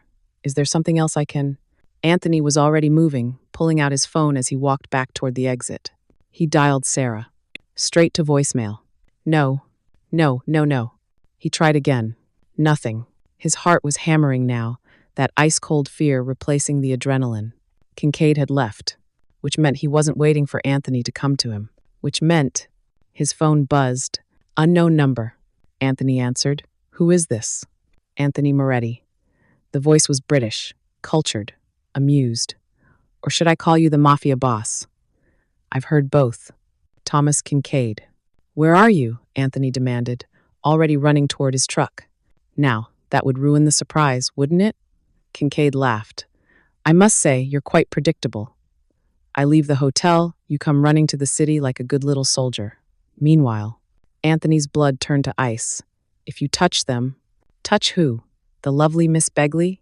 Those adorable boys of yours? Kincaid's voice turned cold. You should have thought about that before you burned my operations 3 years ago, before you killed my men, before you cost me $50 million and my reputation. This is between you and me. No, Anthony. This is about making you understand what you took from me. I had a family too, you know. A brother, Carlo. You remember him? Anthony did. Carlo Kincaid had been one of Thomas's lieutenants. Anthony had killed him personally when he'd refused to leave New York. He was in the game, Anthony said, his voice hard. He knew the risks. And now you know them too. Funny how that works. Kincaid paused. Your lady friend is quite lovely, by the way.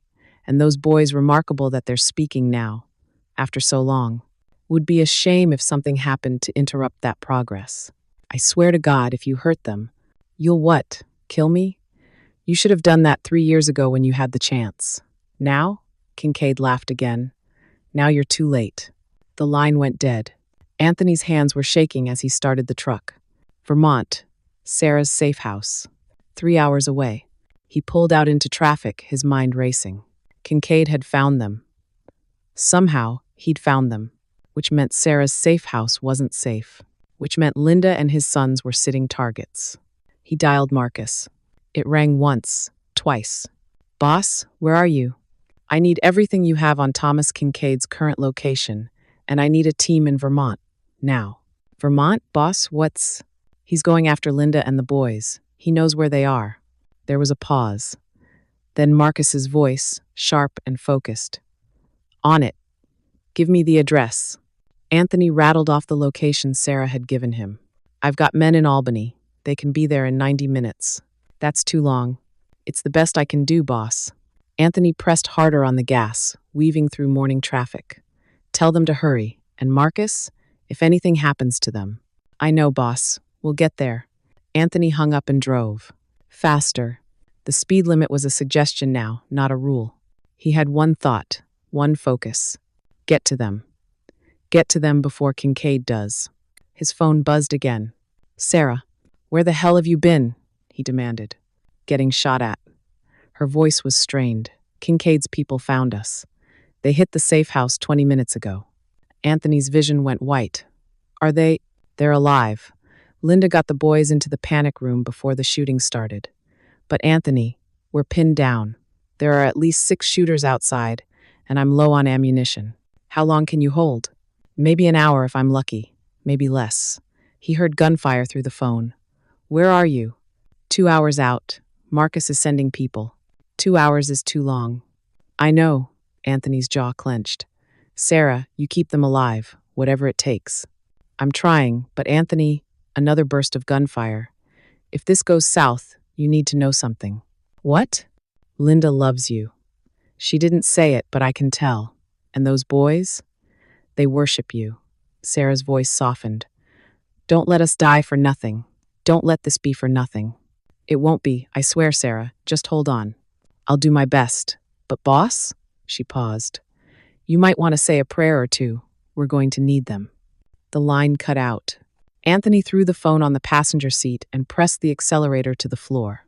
The truck's engine roared. Vermont was 2 hours away. He'd make it in 90 minutes or die trying. Linda huddled in the panic room with Eric and Cheryl, her arms wrapped around both boys. The room was small, maybe 8 by 8 feet. Steel-reinforced walls, a single LED light in the ceiling. Supplies stacked against one wall: water, food, medical kit, ammunition. Everything you'd need to survive. If you could survive. Outside, she could hear gunfire. Shouting. The sound of glass breaking. Sarah's voice, sharp and commanding. "North side, 2 more coming." More gunfire. Eric whimpered against her chest. "Linda." "Shh, baby. It's okay. We're safe in here." But they weren't safe. She could feel it. The walls might be steel, but they weren't invincible. And the men outside? They were professionals. They'd break through eventually. Cheryl made a sound. "Duh-dee?" Linda felt tears sting her eyes. "Daddy's coming, sweetheart," he promised. "Duh-dee," Cheryl said again, more insistent this time. "Yes, Daddy's coming." She hoped she wasn't lying. God, she hoped Anthony was okay. She'd been so angry when he'd sent them away. So furious at his stupid heroic plan to draw fire while they ran. But now she understood. He'd been trying to protect them, and she'd let him go without telling him the truth. That somewhere between teaching his sons to speak and sitting by the fireplace in that cabin, she'd fallen in love with him. Completely. Impossibly. She loved a man who killed people for a living, who'd built an empire on violence, who was probably the last person her grandmother would have approved of. But Grandma Dorothy had also said that love didn't always make sense, that sometimes God put people in your path who needed you and you needed them, and logic had nothing to do with it. Anthony needed her. His sons needed her. And God help her, she needed them. A massive explosion rocked the building. The boys screamed. Linda held them tighter. "It's okay, babies. It's okay. I've got you." But her voice shook. Sarah's voice came through the intercom. She'd rigged a radio system between the panic room and the main house. "Linda, You still okay in there? Linda pressed the button. We're fine. What was that? Breaching charge on the front door. They're coming in. Sarah's voice was grim. I can hold them for maybe 10 more minutes. Then they'll reach the panic room door. Can they break through? Eventually. This door will buy you maybe 30 minutes after I go down. 30 minutes. Then what? Linda looked at her boys, at their scared faces, at their small hands clutching her cardigan. She'd promised Anthony she'd protect them. She'd promised herself she wouldn't let anyone hurt these children. But how? She wasn't a fighter. She was a maid, a caregiver, a woman who knew how to sing hymns and change diapers and teach children to speak. What could she possibly do against armed men? She looked around the panic room, her mind racing. Supplies, water, food, medical kit, ammunition. She stared at the boxes stacked against the wall. Sarah had left guns down here.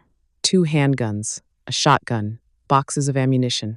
Linda had never fired a gun in her life. But she'd watched enough movies, seen enough TV shows. How hard could it be? Another explosion, closer this time. The boys screamed again. Linda made a decision. She pressed the intercom button. Sarah? Yeah? The guns down here, are they loaded? There was a pause. Linda, what are you? Are they loaded? Yes. But Linda, you can't. Tell me how to use them. You've never fired a gun before. Then tonight's a good night to learn. Linda's voice was steady now, calm. The same voice she used when the boys were scared, when they needed her to be strong. Tell me how, Sarah. Please. Another pause. Then Sarah's voice, quick and efficient. The Glock is the easiest. Red dot on the back, line it up with the front sight. Point at what you want to hit. Pull the trigger. It'll kick, but not too bad. Keep both hands on it. Stay calm. Okay. Linda, if they get through this door, they won't hurt my boys. Linda's voice was steel. I promise you that. Sarah laughed, but it sounded like she might be crying. Your boys, I like that. They are mine, maybe not by blood, but by choice. Linda looked at Cheryl and Eric. And I will die before I let anyone hurt them. Let's hope it doesn't come to that. But Linda? Sarah's voice softened. If it does, aim for center mass. And don't hesitate, these men won't. I understand. Good. Now sit tight, Anthony's on his way. We just have to hold. The sound of gunfire drowned out the rest. Then silence. Sarah? Linda pressed the button. Sarah, are you there? Nothing. Just static. Linda felt her heart hammering in her chest. Sarah was down, which meant it was just her and the boys. And whoever was coming for them. She picked up the Glock, her hands shaking. It was heavier than she expected. Cold. She checked the magazine like she'd seen in movies. Full. 15 rounds, looked like. 15 chances to protect her family. She set the boys in the corner farthest from the door. Stay there, babies. Don't move. No matter what happens, don't move. Eric was crying. Linda. I know, sweetheart. I know you're scared, but Daddy's coming. And until he gets here, I've got you. She smiled at them, trying to look brave. Nobody's going to hurt you, I promise. Cheryl reached for her. Stay. I'm not going anywhere, baby. I'm right here. She positioned herself between the door and the boys, the gun held in both hands the way Sarah had described. Red dot. Front sight. Line them up. Point. Pull. Simple. Except nothing about this was simple. She was a woman who'd spent her life caring for people, healing them, helping them. Now she was standing here ready to kill. For her boys. For Anthony's sons who'd become her sons. For the family she'd found in the most unexpected place. Footsteps in the hallway outside. Heavy boots. Multiple people. Linda's hands steadied. The fear was still there, cold and sharp in her gut. But above it, stronger than it, was something else. Love. Fierce, protective mama bear love. The kind of love that would burn down the world to protect what mattered. Grandma Dorothy used to say that love was soft, gentle, patient. But Grandma Dorothy had also said that the fiercest warriors were mothers protecting their children. And Linda understood that now. She wasn't just a caregiver anymore. She was a mother. And mothers didn't run. The door handle rattled. Someone trying to open it. Then a voice, British accent, amused. Miss Begley? I know you're in there. My name is Thomas Kincaid. I believe you've heard of me. Linda didn't answer. I'm going to give you one chance to surrender. Open this door, bring the boys out. Nobody has to get hurt. Still nothing. Kincaid sighed. Very well, we'll do this the hard way. A grinding sound. They were cutting through the door. Linda raised the gun, her hands steady now. Behind her, the boys were silent, terrified. She thought about Anthony, about his smile when the boys said his name, about the way he'd looked at her by the fireplace, like she was the answer to a question he'd been asking his whole life. She thought about the life they could have had, the family they were building, and she made another promise. Not to the boys this time, to Anthony. I'll keep them safe. Whatever it takes, I'll keep them safe until you get here. The door sparked as the cutting torch worked through the steel. 5 minutes, maybe. Then they'd be through. Linda took a breath, aimed at the door, and waited. Anthony was still an hour away when his phone rang. Marcus. Boss, we've got a problem. What now? Kincaid's not working alone. He's got backing. Big backing. What kind of backing? The kind that has diplomatic immunity. British intelligence. He's got friends in MI6 who are helping him off the books. If we take him out, we're not just starting a gang war. We're starting an international incident. Anthony's jaw clenched. I don't care. Boss. I don't care if I have to fight the entire British government. Kincaid threatened my family. He's trying to kill my sons. His voice dropped. There is no price too high, Marcus. None. Marcus was quiet for a moment. I understand, boss. I'll make sure the team knows. How long until they reach the safe house? 20 minutes. 20 minutes. An eternity. Anthony pressed harder on the accelerator. The truck was shaking now, pushed past its limits. Just like him. But he didn't slow down. Couldn't slow down.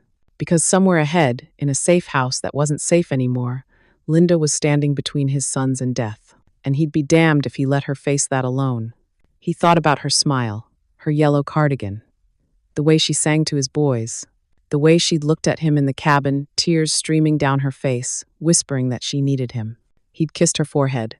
Such a small thing. Such an inadequate thing. When what he should have done was pull her close and tell her the truth. That he loved her. That she'd changed everything. That she'd taught him how to be human again. Hold on, Linda, he whispered to the empty truck. I'm coming. Just hold on. The road stretched ahead, endless and unforgiving. But Anthony didn't slow down. He was done running, done hiding, done letting fear dictate his choices. Thomas Kincaid wanted war? Fine. He'd give him war.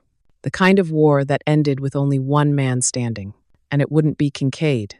Linda's standing in a steel room with a gun in her hands, 2 terrified children behind her, and trained killers about to break through the door.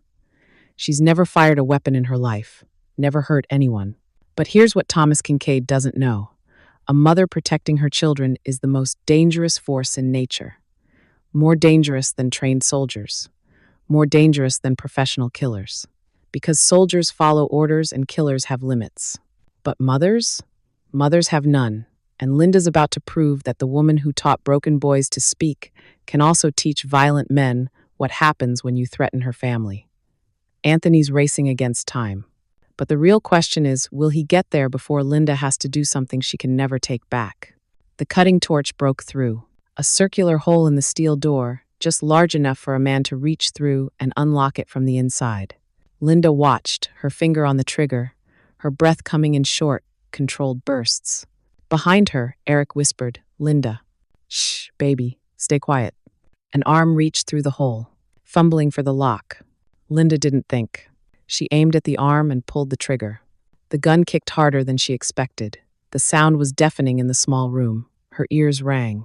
The arm jerked back, followed by a scream. She's armed, someone shouted from the hallway. The bitch is armed. Linda's hands were shaking again, but she kept the gun raised. She'd done it. She'd shot someone. Her stomach twisted, but she pushed the feeling down. No time for guilt. No time for second thoughts. The boys needed her strong. Miss Begley, Kincaid's voice, no longer amused. That was unwise. Now my men are going to be significantly less gentle when they come through that door. Then tell them not to come through, Linda called back, surprised by how steady her voice sounded. Kincaid laughed. You've got spirit. I respect that, but you're out of your depth, love. You're a caregiver, not a killer. And the moment you hesitate, and you will hesitate, my men will put you down. Maybe. Linda adjusted her grip on the gun. But I'll take at least one of you with me. Bold words from someone who's trapped. I'm not trapped. I'm exactly where I need to be. Between you and my boys. Silence from the hallway. Then Kincaid's voice thoughtful. Your boys. Interesting choice of words. They're not yours, Miss Begley. They're Anthony Moretti's. The son of a man who killed my brother. Destroyed my business. Cost me everything. His voice hardened. Why would you die for his children? Because they're mine too now. Linda's voice was firm. And I will die before I let you touch them. You really love them, don't you? Yes. And Moretti, do you love him too? Linda hesitated. Not because she didn't know the answer, but because saying it out loud made it real, made it dangerous. Yes, she said finally. I love him. Then you should know he's not coming. My people intercepted his vehicle 20 miles south of here. He's probably dead by now. Linda's heart stopped. No, that couldn't be true. Anthony had promised. He'd promised he'd come back. You're lying, she said, but her voice wavered. Am I? Check your phone, see if he answers. With shaking hands, Linda pulled out the phone Sarah had given her. She dialed Anthony's number, keeping the gun trained on the door. It rang. Once, twice, 3 times. Then voicemail. Anthony. Linda's voice broke. Anthony, please. Please be okay, please. She hung up. Her vision blurred with tears, but she blinked them away. Even if Anthony was gone, and God, she couldn't think about that, couldn't let herself believe it. She still had to protect the boys. She still had a job to do. He's not coming, Miss Begley, Kincaid said softly, which means you're alone. You and 2 disabled children in a steel box. How long do you think you can hold out? As long as I have to. We have explosives. We could blow that door off its hinges, but then the children might get hurt in the blast. I'm trying to be reasonable here. Reasonable. Linda laughed bitterly. You're trying to murder children, and you call that reasonable? I'm trying to send a message. There's a difference. Kincaid paused. Here's what's going to happen. You're going to open that door. You're going to step out with your hands up. And then we're going to have a civilized conversation about what comes next. And if I don't, then we blow the door, and whatever happens to those boys happens. Their blood will be on your hands, not mine. Linda looked at Cheryl and Eric. They were huddled in the corner, eyes wide with terror, tears streaming down their faces. But they weren't making a sound. Such brave little boys. Her brave little boys. She thought about Grandma Dorothy, about what she would do in this situation. Grandma Dorothy had faced down men in hoods who wanted to burn her house. She'd stood on her porch with a shotgun and told them if they came any closer, they'd meet their maker. They'd left. Because sometimes courage wasn't about winning. It was about refusing to back down. Listen to me carefully, Mr. Kincaid, Linda said, her voice strong now, clear. I grew up in Georgia. My grandmother was a black woman who survived Jim Crow.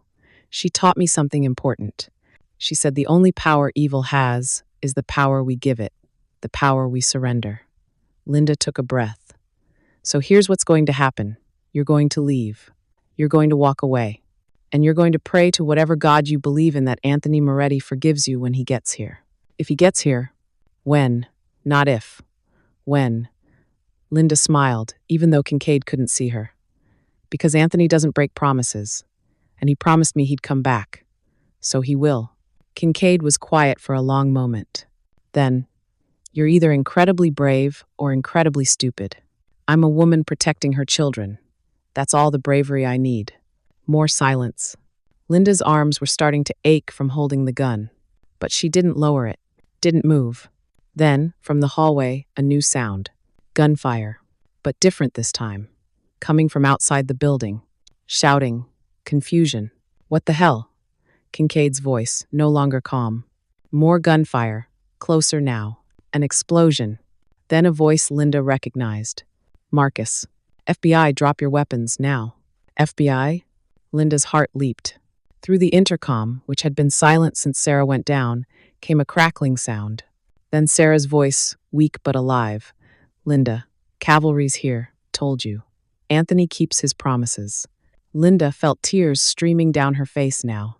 Sarah, You're alive? Barely.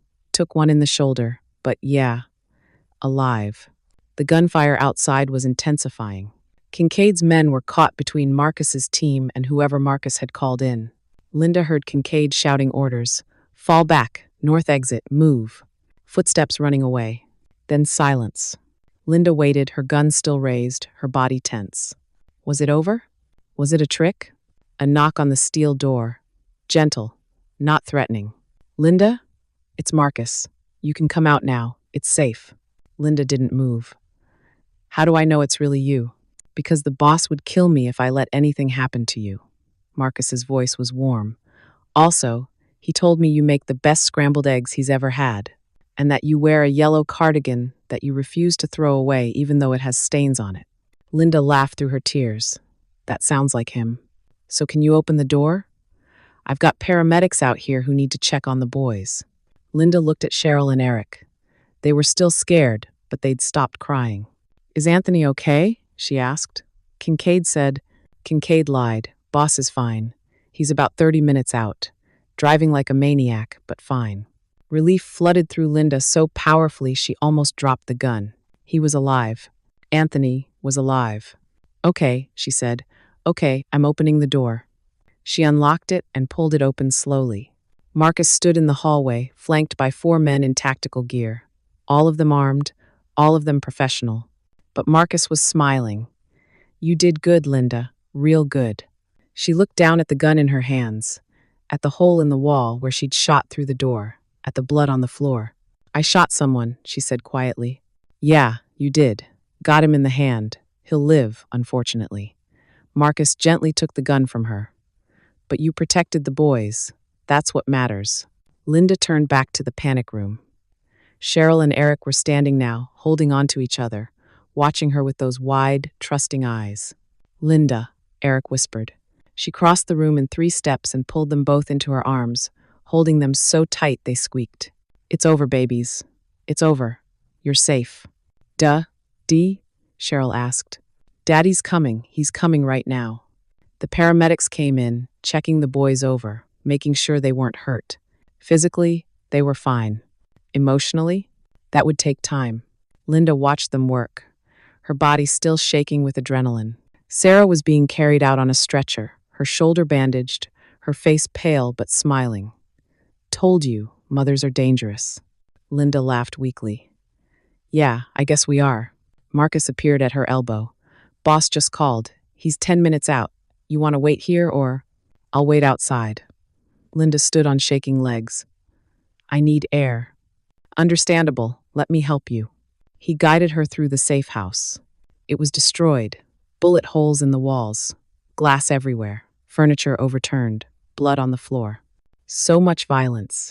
All because Thomas Kincaid wanted revenge. Outside, the morning sun was bright and warm. A beautiful day, completely at odds with what had just happened. Linda sat on the porch steps, her head in her hands. She'd shot someone. She'd pointed a gun at another human being and pulled the trigger. Grandma Dorothy would have been horrified. Or would she? Grandma had protected her family too. Had done what needed doing when violence came to their door. Maybe that was the lesson. That sometimes love required you to be fierce, to be dangerous, to do things you never thought you could do. A vehicle screeched into the driveway. Anthony's truck. He was out and running before it even stopped completely. Linda. She looked up. He was alive. Real. Whole. She stood, and he crashed into her, pulling her against his chest so hard she couldn't breathe. Thank God, he whispered into her hair. Thank God you're okay. I thought I'd lost you. Linda buried her face in his chest and let herself cry. Really cry. All the fear and terror and adrenaline pouring out of her in racking sobs. Anthony held her, his hands in her hair, his voice murmuring soft reassurances. You're safe. I've got you. You're safe now. The boys, she managed. The boys are... I know, Marcus told me. They're okay. You protected them. He pulled back to look at her face, his eyes red and wet. You were so brave, so impossibly brave. I was terrified.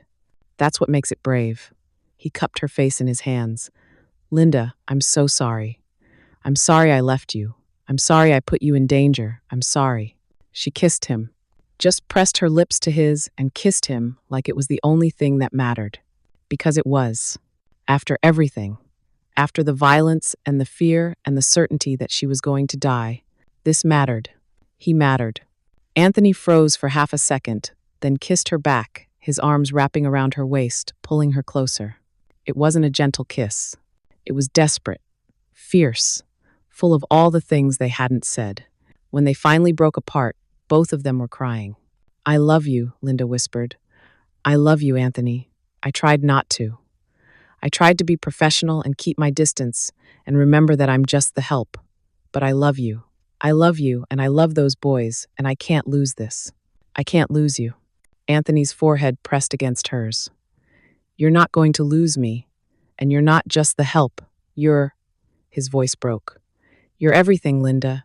You're everything I didn't know I needed. Everything I was too broken to hope for." "Then promise me," she said. "Promise me we're done running, done hiding, done letting people like Kincaid dictate our lives."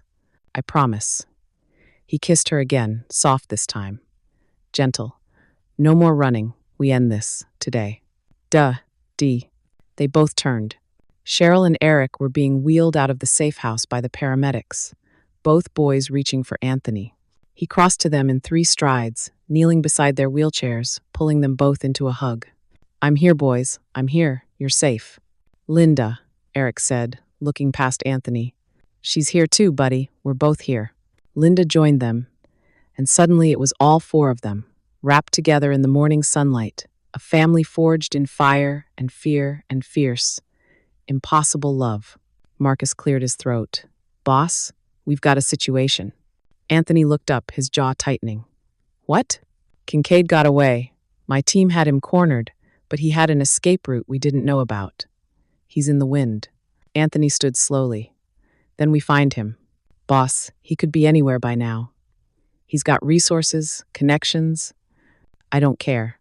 Anthony's voice was cold, hard, the voice of the man who'd built an empire on fear. "He threatened my family. He tried to kill my sons. He terrorized Linda. His eyes were dark. He doesn't get to walk away from that." Linda touched his arm. "Anthony." "No." He looked at her. "I know what you're going to say. That violence begets violence. That we should step out of the circle. And you're right. You're always right." He took her hand. "But this isn't about the circle anymore. This is about making sure Kincaid never threatens another family, never hurts another child, never—" His phone rang. He answered. "What?" Whoever was on the other end talked for maybe 30 seconds. Anthony's expression changed, hardened. "When?" A pause. "Where?" Another pause. "Send me the location. I'm on my way." He hung up and looked at Marcus. That was the FBI. They've been tracking Kincaid for months. Arms dealing, money laundering, ties to terrorist organizations. They want him even more than we do. "Where is he?" "Private airfield outside of Hartford. He's trying to get on a plane back to London." Anthony checked his gun. "FBI's moving in, but they asked if we wanted to be there for the arrest." Marcus smiled grimly. "They asked if we wanted to watch." "Yeah." Linda stepped closer. "You're going." "It wasn't a question. I have to." Anthony touched her face. "I have to see this through. I have to know he's in custody, that he can't hurt you again. Then I'm coming with you." "Linda." "No." Her voice was firm. "I shot a man today, Anthony. I pointed a gun at another human being and pulled the trigger. I crossed a line I never thought I'd cross, and I did it to protect our boys." She met his eyes. "So I'm going to see this through too. I'm going to look Thomas Kincaid in the eye and watch him get arrested. I'm going to watch him lose everything the way he tried to make us lose everything." Anthony stared at her. Then he smiled. "My grandmother would have loved you." "Your grandmother?" "Yeah, she was fierce too. Used to run the neighborhood like a general. Nobody messed with her." He kissed Linda's forehead. "You remind me of her." "Is that a good thing?" "It's the best thing." The airfield was small, private, the kind of place where rich people kept their jets and asked no questions. The FBI had it surrounded. Black SUVs, tactical teams, helicopters overhead. Anthony and Linda arrived with Marcus and 3 of his men.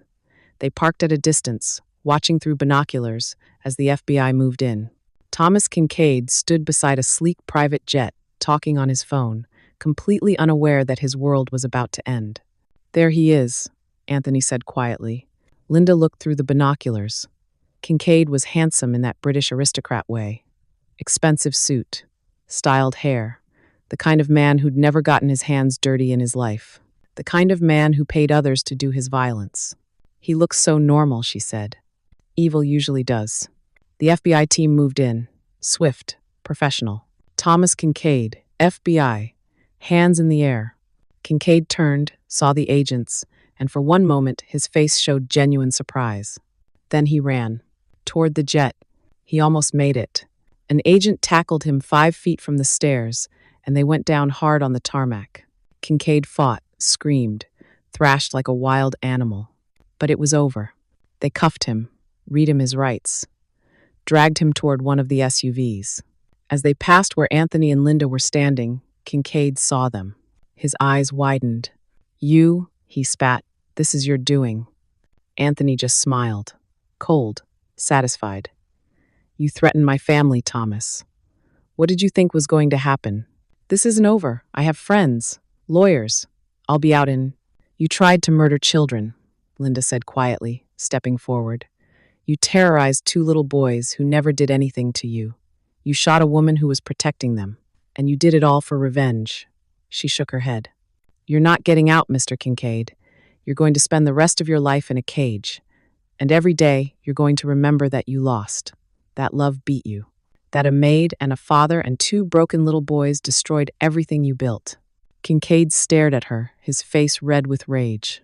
Then the FBI agents shoved him into the SUV and slammed the door. And just like that, it was over. The threat, the danger, the fear, all of it. Gone. Linda felt Anthony's arm around her waist, pulling her close. "It's really over," she whispered. "Yeah." He kissed the top of her head. "It's really over." Marcus appeared beside them. "Boss? We should get back to the boys. The paramedics want to transport them to the hospital for a full checkup." "Good idea." Anthony looked at Linda. "You okay?" She thought about that. Was she okay? She'd shot a man, faced down killers, watched violence she'd never imagined. But she'd also protected her family, saved the boys she loved, stood beside the man who'd become her everything. "Yeah," she said finally. "I'm okay. We're okay." And for the first time in days, she believed it. Thomas Kincaid thought he could break Anthony by threatening his family. But here's what Kincaid never understood. Love isn't a weakness, it's armor. Linda proved that when she picked up a gun she'd never fired. Anthony proved it when he chose his sons over his empire. And together, they proved that no amount of money or power or violence can break a family that refuses to be broken. But the story's not over yet, because now they have to figure out what comes next. The hospital was quiet. That sterile kind of quiet that smells like antiseptic and broken hope. Anthony sat in the waiting room while doctors examined Cheryl and Eric. Full neurological workup, checking for trauma, both physical and emotional, making sure the boys were okay after everything they'd been through. Linda sat beside him, her yellow cardigan wrapped tight around her shoulders, her hands folded in her lap. They hadn't spoken much since leaving the airfield. What was there to say? They'd survived. Kincaid was in custody. The threat was gone. But survival came with a price. Anthony could see it in Linda's eyes. That haunted look. The look of someone who'd crossed a line they couldn't uncross. "You're thinking about it," he said quietly. "About what?" "Shooting that man." Linda was quiet for a long moment. "Yes, it doesn't get easier. Knowing you hurt someone, even when they deserved it, even when you had no choice." Anthony leaned back in the uncomfortable plastic chair. "I've killed 17 people in my life, that I know of. Some of them deserved it. Some of them were just in the wrong place at the wrong time. And I remember every single face. Does it ever stop haunting you?" "No," he looked at her. "But it stops controlling you. Eventually, you learn to live with it, to accept that you did what you had to do, that the alternative was worse." Linda's eyes filled with tears. "I keep seeing his face, the man I shot, the way he screamed. And I know he was trying to hurt the boys. I know he would have killed us. but he was still a person, someone's son, maybe someone's brother or father or. Stop. Anthony turned in his chair to face her fully. You're a good person, Linda, the best person I've ever known. And good people feel guilty when they hurt others. That's what makes them good. He took her hand. But you didn't do anything wrong.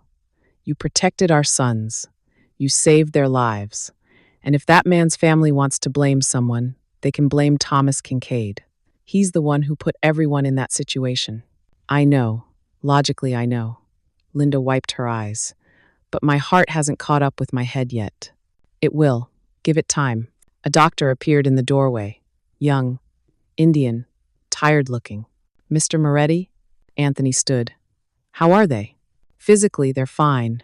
No injuries. But emotionally, the doctor hesitated. They've been through significant trauma. They're going to need therapy. Consistent, long-term therapy. Children process fear differently than adults. And what happened today? She shook her head. It's going to affect them. Whatever they need, Anthony said immediately. Money's not an issue. It's not about money, Mr. Moretti. It's about stability, safety, knowing that the world isn't always dangerous. The doctor looked at Linda. They've been asking for you, both of them. They won't settle down unless you're in the room. Linda stood. Can I see them? Of course, room 312. Down the hall. They found the boys in a large private room, both in hospital beds that looked too big for their small bodies. Cheryl was crying silently, tears running down his face. Eric was staring at the ceiling, his small hands clenched into fists. The moment they saw Linda, both boys reached for her. Linda. She crossed the room and gathered them both close, sitting on the edge of Cheryl's bed so she could hold them both at once. I'm here, babies. I'm here. It's okay now. Scared, Eric whispered. I know, sweetheart. I was scared too, but we're safe now. The bad people are gone. Duh, Dee? Cheryl looked past Linda to where Anthony stood in the doorway. Anthony felt his throat tighten. He walked over and sat on Eric's bed, close enough to touch both boys. I'm here too, buddy. We're both here. And we're not leaving. For a long time, they just sat there, the four of them, a family in a hospital room, holding each other, letting the fear slowly drain away. Eventually, a nurse came in. I'm sorry, but visiting hours are. I'm not leaving, Linda said firmly. Ma'am, hospital policy. I don't care about hospital policy. These boys just survived a hostage situation. They need stability. They need their family. Linda's voice was steel. I'm staying. If you have a problem with that, you can take it up with me, Anthony said, standing. He pulled out his wallet and handed the nurse a business card. Call this number. Tell them the Mafia boss is requesting a family exception. They'll approve it. The nurse looked at the card. Her eyes widened slightly. I'll check with administration. She left quickly. Linda looked at Anthony. The Mafia boss? He shrugged. Sometimes the reputation comes in handy. She laughed, actually laughed. You're ridiculous. Maybe. But I got you permission to stay. Thank you. The nurse returned 10 minutes later with 2 cots. Administration approved your request. You can both stay the night. After she left, Anthony and Linda set up the cots beside the boys' beds. It was cramped, uncomfortable. The cots were thin and the blankets were scratchy and the fluorescent lights hummed overhead. It was perfect. They turned off the main lights, leaving just a small lamp in the corner. Enough to see, but not enough to keep anyone awake. Eric fell asleep first, his small hand wrapped around Linda's finger. Then Cheryl, his breathing evening out, his face finally peaceful. Anthony lay on his cot, watching Linda watch the boys. You're staring, she said softly without looking at him. Can't help it. Why? Because I'm trying to figure out when I fell in love with you. She turned her head, meeting his eyes in the dim light. And did you figure it out? I think it was the first day. When I saw you in the nursery, holding my sons, singing to them like they mattered, like they were worth your time. He paused. Or maybe it was later, when you found Caroline's notebook, when you refused to run, when you stood in that panic room with a gun in your hands and protected our boys. Our boys, Linda repeated softly. Yeah, ours. Anthony shifted on the cot to face her. Linda, I know this is fast. I know we've known each other less than 3 months. I know the circumstances have been insane, but I need you to know something. What? I want this, all of it. You, me, the boys. I want us to be a real family. Not just because of the situation, not just because you're good with them, but because, his voice caught, because you make me want to be better. You make me believe I can be better. Linda's eyes filled with tears. Anthony, I'm not asking you to decide right now. I know you need time. I know we both need to heal from what happened. But when we're ready, he swallowed hard. When we're ready, I want to marry you. I want to adopt those boys officially, make them legally ours. I want to build a life that isn't about violence or power or fear. I want morning coffee and bedtime stories and yellow cardigans with stains on them. Linda wiped her eyes, smiling through the tears. You want yellow cardigans with stains? If you're wearing them, yeah, I want all of it. She was quiet for a long moment. Then she said, my grandmother used to say that sometimes God puts people in impossible situations so they can find each other. That the hard times are when we discover who we really are and who we're meant to be with. Do you believe that? I didn't used to, but now? She looked at the boys sleeping peacefully. Now I think she was right. Because if none of this had happened, if your sons hadn't been born the way they were, if you hadn't needed a caregiver, if Kincaid hadn't threatened us, we never would have found each other. So you're saying all the pain was worth it? I'm saying the pain led us here, to this moment, to this family. She reached across the space between their cots and took his hand. And yes, Anthony, when we're ready, when we've healed, when the boys are stable, yes, I want to marry you. I want to build that life with you. Anthony felt something break open in his chest. Not pain this time. Something else. Joy. Pure, uncomplicated joy. He brought her hand to his lips and kissed it. I promise I'll spend the rest of my life making you happy. And I promise to keep you honest, to call you out when you're being ridiculous, to remind you that love is stronger than power. She smiled. And to never, ever throw away my yellow cardigan. Deal. They lay there in the darkness, hands clasped between the cots, listening to the boys breathe. After a while, Linda spoke again. What happens now? With your business, your empire. Anthony had been thinking about that. I'm getting out. What? The life, the business, all of it. He stared at the ceiling. I've been doing this for 20 years. Built an empire on violence and fear. And for what? Money I can't spend? Power I can't enjoy? Respect from people I don't even like? Anthony, you can't just walk away from... Yes, I can. Marcus can run things. He's smart, capable, loyal. The organization will survive without me. Anthony looked at her. But my sons won't survive if I keep living this life. Neither will you. And I'm done choosing power over the people I love. What will you do instead?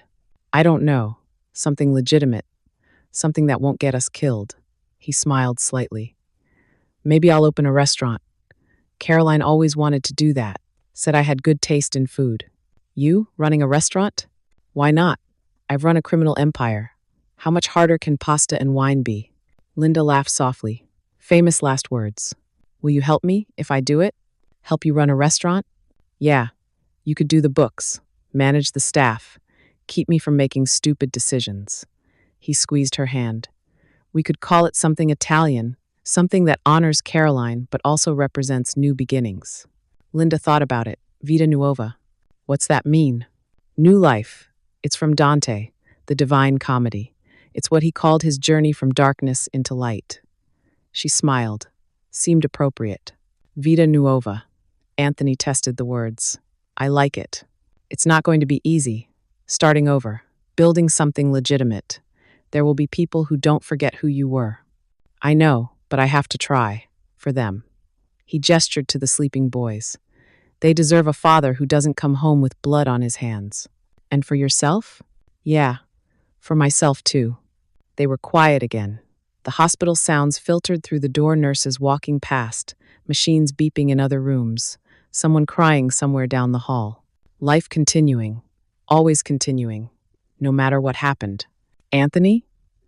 Linda's voice was soft, hesitant. Yeah? Earlier, when you said you've killed 17 people. 18, actually. I remembered another one while we were driving. She didn't laugh at the dark joke. Can you really walk away from that? Can someone who's done those things really change? It was a fair question. Maybe the fairest question. Anthony thought about it carefully. I don't know if I can change who I was. The past is the past. Can't undo it. Can't erase it. He looked at her. But I can choose who I am going forward. I can choose to be the man my sons need, the man you deserve, the man Caroline would have wanted me to become. And if the violence finds you anyway, if your past catches up, then I'll deal with it. But I won't go looking for it anymore. I won't create it. I'll just live like normal people do. We're not normal people, Anthony. No, but maybe we can pretend to be, for them, if nothing else. Linda smiled. Fake it till you make it? Something like that.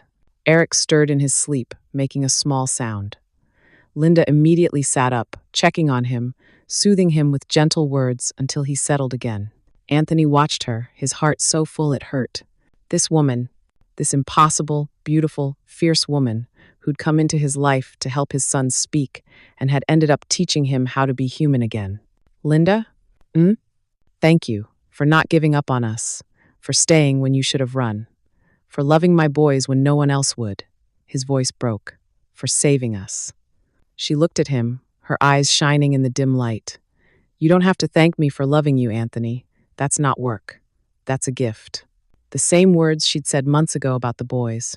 Love as a gift, not an obligation, not a transaction, just a gift freely given. Anthony had spent his whole life believing that everything had a price, that love, loyalty, respect, all of it had to be bought or earned or taken by force. But Linda had shown him differently. She'd shown him that some things were given simply because the giver wanted to give them. No strings, no expectations, no price. Just love, pure and simple and impossible and real. I love you, he said. I know I've said it before, but I need to say it again. I love you, Linda J. Begley, and I'm going to spend the rest of my life proving it. I know, she whispered. I believe you. And in the darkness of that hospital room, with their boys sleeping peacefully and the future uncertain but no longer terrifying, they held hands across the space between their cots. Two broken people who'd found each other in the wreckage. Two survivors who'd decided to build something new from the ashes. Two hearts that had learned, finally, that love was the only empire worth building. 3 days later, they left the hospital. The boys were cleared medically and set up with a child psychologist who specialized in trauma. Dr. Patterson was in her 50s, grandmotherly, with kind eyes and a gentle voice that immediately put Cheryl and Eric at ease. They're going to be okay, she told Anthony and Linda after the first session. It'll take time. They'll have nightmares, anxiety, fear of loud noises or strangers. But children are resilient. With consistent love and support, they'll heal. How long? Anthony asked. Months, maybe years. Trauma doesn't follow a schedule, Doctor. Patterson smiled. But you're doing everything right, keeping them together, maintaining routine, showing them that the world is safe again. That's what they need most. Marcus met them outside the hospital with a new vehicle, another black SUV, this one fully armored with bulletproof glass and reinforced doors. Just a precaution, boss, he said, until things settle down completely. Has there been any? No, Kincaid's in federal custody. No bail. His associates have gone to ground. The Italians backed off after they heard what happened. Marcus paused. Word on the street is that you're getting out. Is it true? Anthony looked at Linda, at the boys in their wheelchairs, at the life he was choosing over the empire he'd built. Yeah, it's true. Marcus nodded slowly. Good. You deserve it, boss. After everything, he cleared his throat. You deserve to be happy. You'll be okay running things? I've been running things for 5 years while you were distracted. I'll manage. Marcus smiled. Besides, someone's got to keep New York from falling apart. Just keep it quiet. No wars, no headlines. Nice and boring. Boring. Got it. Marcus looked at Linda. You take care of him.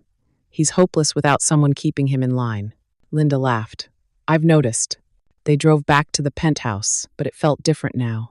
Less like home, more like a museum. A monument to a life Anthony was leaving behind. We should move, Linda said, standing in the massive living room with its floor-to-ceiling windows and million-dollar view. Move where? Somewhere normal. Somewhere the boys can grow up without armed guards at every door. Somewhere with a yard and neighbors and. She gestured around. Just somewhere that feels like a home, not a fortress. Anthony thought about that. She was right. The penthouse was beautiful, but it was also a prison. A golden cage that kept the world out and them locked in. Okay, where do you want to go? I don't know. Somewhere quiet. Maybe Connecticut or upstate? Somewhere with good schools and parks and normal things. Yeah, normal things. Anthony walked to the window, looking out at the city he'd conquered. Manhattan spread below him, glittering and alive, the empire he'd built through blood and fear and ruthless determination. He'd miss it, but not as much as he'd miss his sons growing up if he stayed. Connecticut sounds good, he said. Let's find a house, something with room for the boys to play, a yard for a swing set, maybe near a lake. Linda joined him at the window, slipping her hand into his. You're really doing this. Yeah, I really am. Any regrets? He thought about it. Honestly thought about it. No, he said finally. No regrets, just relief. Like I've been holding my breath for 20 years and I can finally exhale. She leaned against him. Your grandmother would be proud. I don't know about that. I've done a lot of things she wouldn't approve of. But you're choosing differently now. That's what matters. Linda looked up at him. Redemption isn't about erasing the past. It's about writing a better future. Is that Grandma Dorothy talking? Maybe. She was full of wisdom. Linda smiled. I wish you could have met her. She would have liked you. Despite everything, she would have seen the good in you. The good that you saw? The good that was always there. You just forgot about it for a while. Anthony kissed the top of her head. Thank you for reminding me. Behind them, Eric made a sound. Hun-ji. They turned. Both boys were looking at them expectantly. Hungry? Linda translated. You want food, baby? Yes. What do you want? Chicken nuggets? Mac and cheese? Cheryl piped up. Pizza. Anthony and Linda looked at each other and smiled. Their boys were learning to ask for things, to express wants and needs and preferences. Such a simple thing. Such a miracle. Pizza it is, Anthony said. I'll order from Gino's. No. Linda shook her head. Let's make it ourselves. I saw a recipe online. We can do it together, all four of us. You want to make pizza? Why not? It'll be fun. Messy, but fun. So they made pizza. In the massive kitchen that had never been used for anything more complicated than reheating takeout, they mixed dough and spread sauce and argued about how much cheese was too much cheese.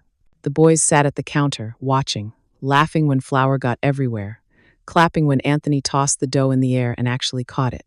It was chaotic, messy, perfect.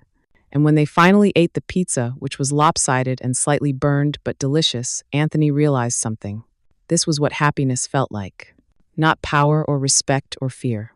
Just this, family, laughter, pizza made with too much love and not enough skill. This was what he'd been searching for his whole life without knowing it. Later that night, after the boys were asleep and the kitchen was cleaned, Anthony and Linda sat on the balcony under the stars. I have something for you, Anthony said, pulling a small box from his pocket. Linda's eyes widened. Anthony, it's not what you think. Not yet. He opened the box. Inside was a simple gold chain with a small pendant, a mother, and 2 children, stylized and beautiful. I had it made. See? That's you. And these are Cheryl and Eric. I wanted you to have something that showed.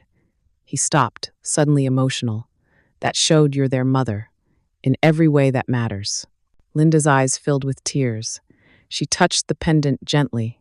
It's beautiful, like you. She let him put it on, her fingers trembling slightly as he clasped it behind her neck.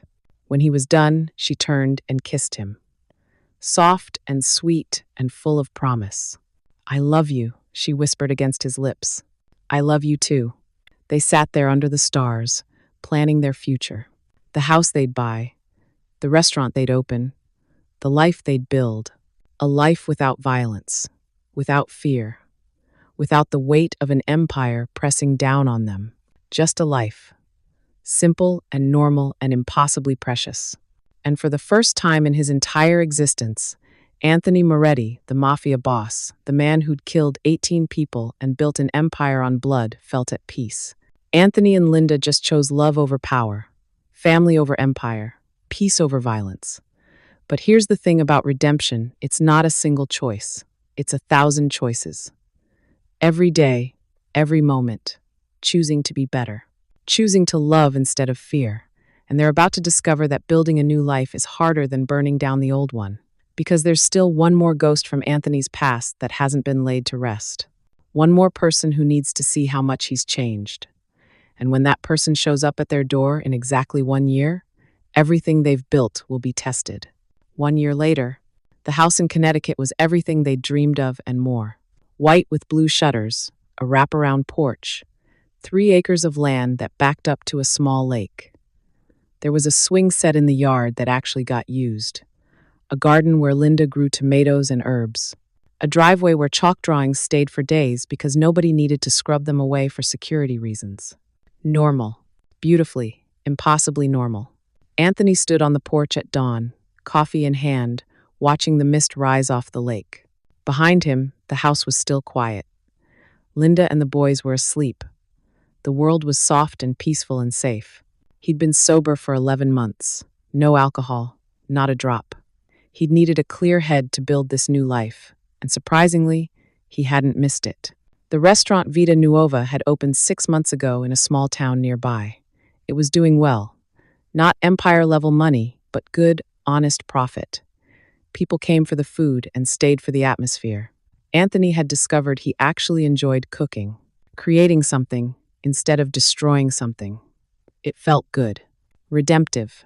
Linda managed the books and the staff. She had a gift for it, making everyone feel like family. The employees loved her. The customers loved her. She wore her yellow cardigan on cold days, and nobody cared that it had stains. She was just Linda, the heart of Vita Nuova. The boys were thriving. Cheryl and Eric were in a specialized preschool program now. They still used wheelchairs, but they were speaking in full sentences, asking questions, making jokes, being kids. Dr. Patterson said their progress was remarkable, that love and stability had worked miracles that medicine never could. Anthony believed her. He'd seen it himself. Watched his sons transform from silent, scared children into bright, curious boys who laughed too loud and asked why about everything.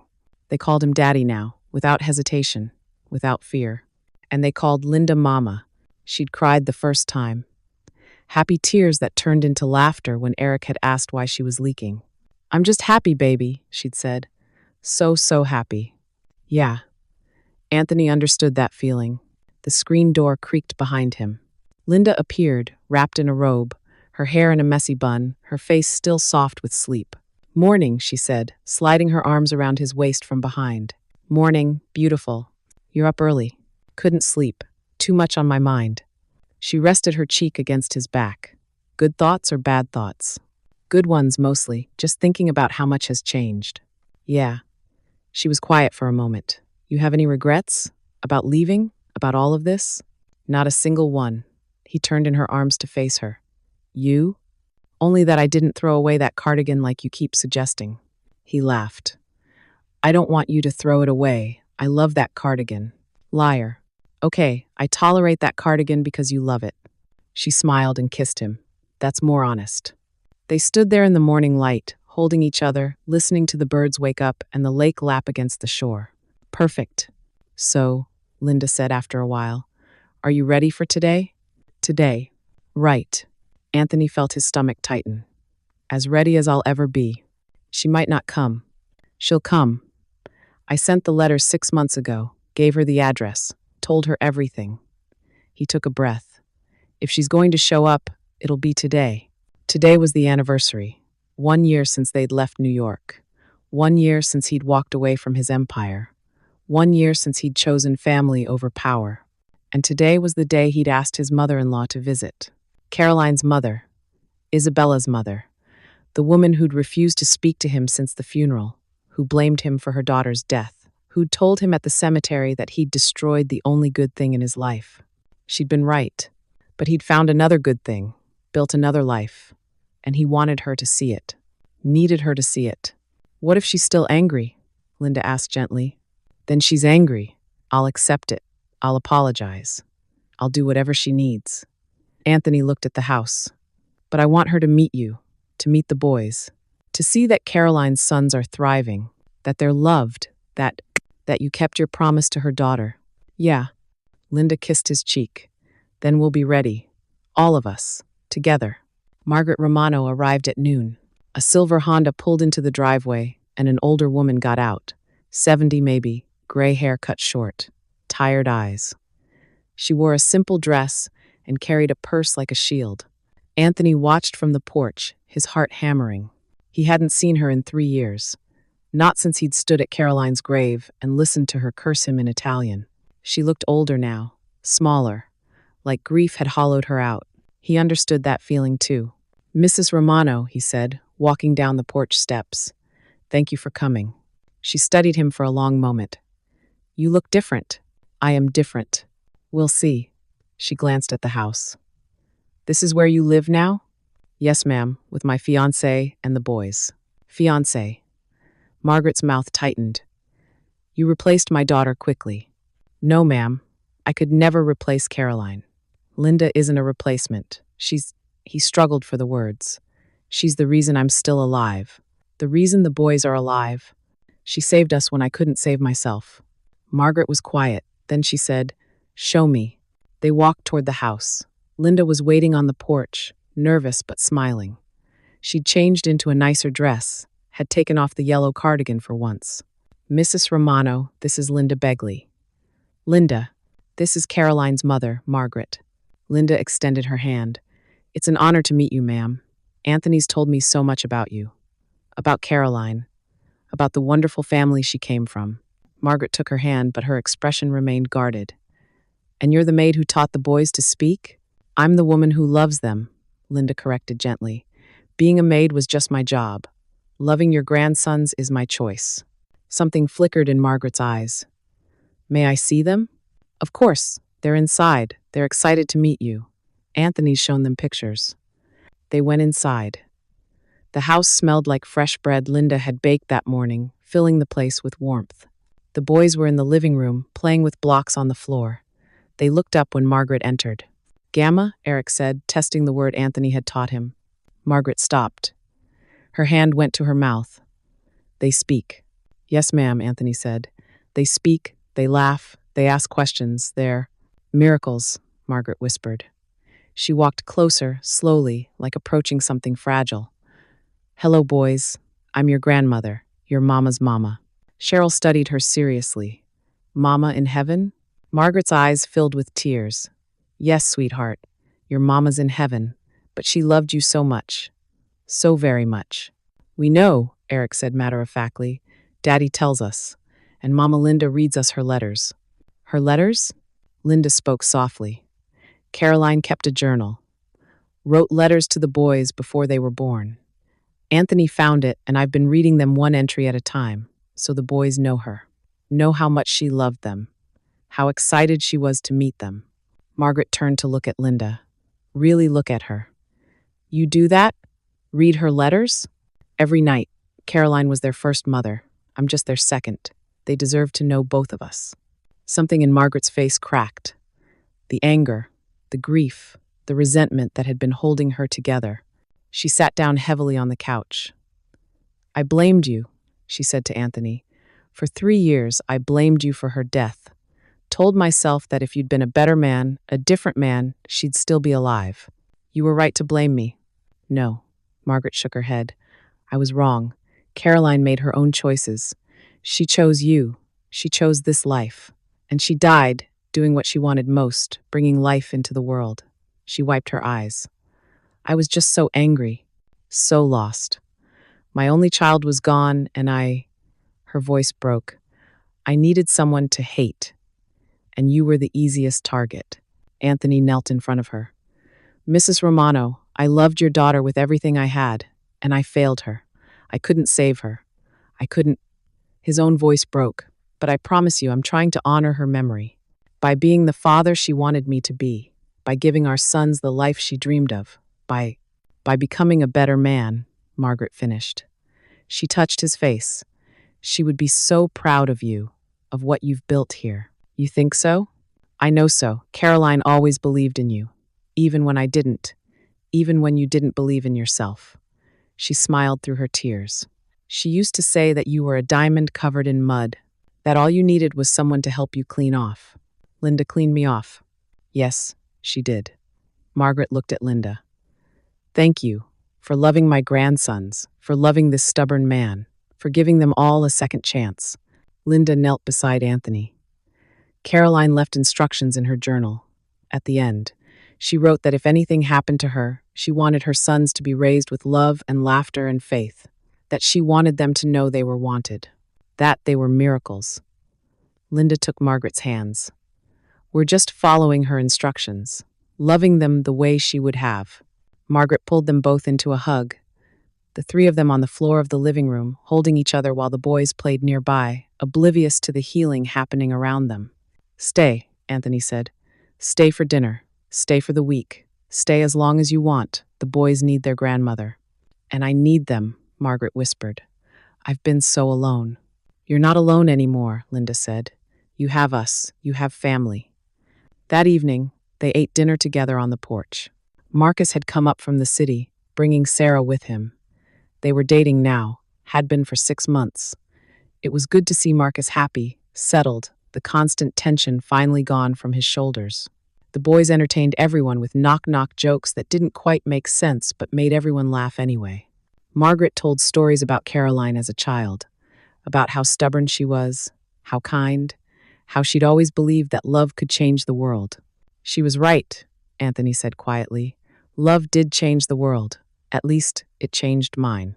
As the sun set, painting the sky in shades of pink and gold, Anthony looked around the table. Linda, laughing at something Eric said, her hand resting on her stomach in a gesture she probably didn't realize she was making. Wait. Anthony looked closer. That gesture. He'd seen Caroline do the same thing when she was pregnant. Could Linda be? She caught him staring and smiled, nodded slightly. Yes, she was pregnant. Anthony felt his chest tighten with joy so intense it was almost painful. Another miracle, another chance. Margaret saw the look that passed between them and smiled knowingly. When? How did you? Linda started. I'm old, not blind. And I've seen that look before, on my daughter's face. Margaret reached across the table and squeezed Linda's hand. Congratulations, both of you. Marcus raised his glass. To family, the one we're born into and the one we choose. To family, everyone echoed. Later, after the boys were in bed and Margaret had retired to the guest room and Marcus and Sarah had driven back to the city, Anthony and Linda sat on the porch swing.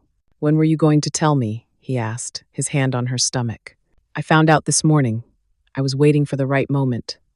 She smiled. Surprise? Best surprise ever. He kissed her. How far along? Maybe 8 weeks. I'll know more after the doctor's appointment next week. Are you scared after what happened with Caroline? Terrified, but also hopeful. Dr. Mitchell says I'm healthy, strong, that there's no reason to think. She stopped. But yes, I'm scared. I'll be with you, every step, every appointment, every moment. I know. She leaned against him. This baby's going to have the weirdest origin story. How did your parents meet? Well, Mom was hired to teach Dad's paralyzed sons to speak. Then she shot a guy during a hostage situation, and somewhere in there, they fell in love. Anthony laughed. We'll tell them the G-rated version. Is there a G-rated version? We'll make one up. They rocked on the swing, the night settling around them. Anthony? Yeah? Are you happy? Really, truly happy? He thought about it. About everything they'd been through. Everything they'd lost and found and built. Yeah, he said finally. I really am. For the first time in my life, I'm not running from anything. Not toward anything. I'm just here. Present. With the people I love. In a life I chose instead of a life that chose me. That's beautiful. You're beautiful. She laughed. Smooth. I try. Somewhere in the house, one of the boys called out. A nightmare, probably. Linda started to get up, but Anthony stopped her. I've got it. You rest. You sure? Yeah, I'm sure. He went inside and found Cheryl sitting up in bed, tears on his cheeks. Bad dream, buddy? Cheryl nodded. Monster. Want to tell me about it? Big. Scary. Chase me. Anthony climbed into the small bed beside his son. You know what I do when I'm scared? What? I think about the people who love me, your Mama Linda, you and Eric, Grandma Margaret, Uncle Marcus. All the people who make me strong. He touched Cheryl's chest. You have all those people inside here, protecting you, loving you. No monster can beat that. Cheryl thought about it. Not even Big Monster? Not even the biggest monster in the world. Okay. Cheryl snuggled against him. Stay? Yeah, I'll stay. Anthony lay there in the darkness, holding his son, thinking about how far they'd all come. He'd been a monster once, the kind of man parents warned their children about. The kind who hurt people and broke things and built empires on fear. But Linda had seen something else. Something worth saving? And she'd saved him, not through force or fear or power, but through patience, through love, through showing up every day and refusing to give up, just like she'd done for his sons. Cheryl's breathing evened out, asleep again, safe in his father's arms. Anthony carefully extracted himself and walked back outside. Linda was still on the swing, one hand on her stomach, looking up at the stars. He okay? She asked.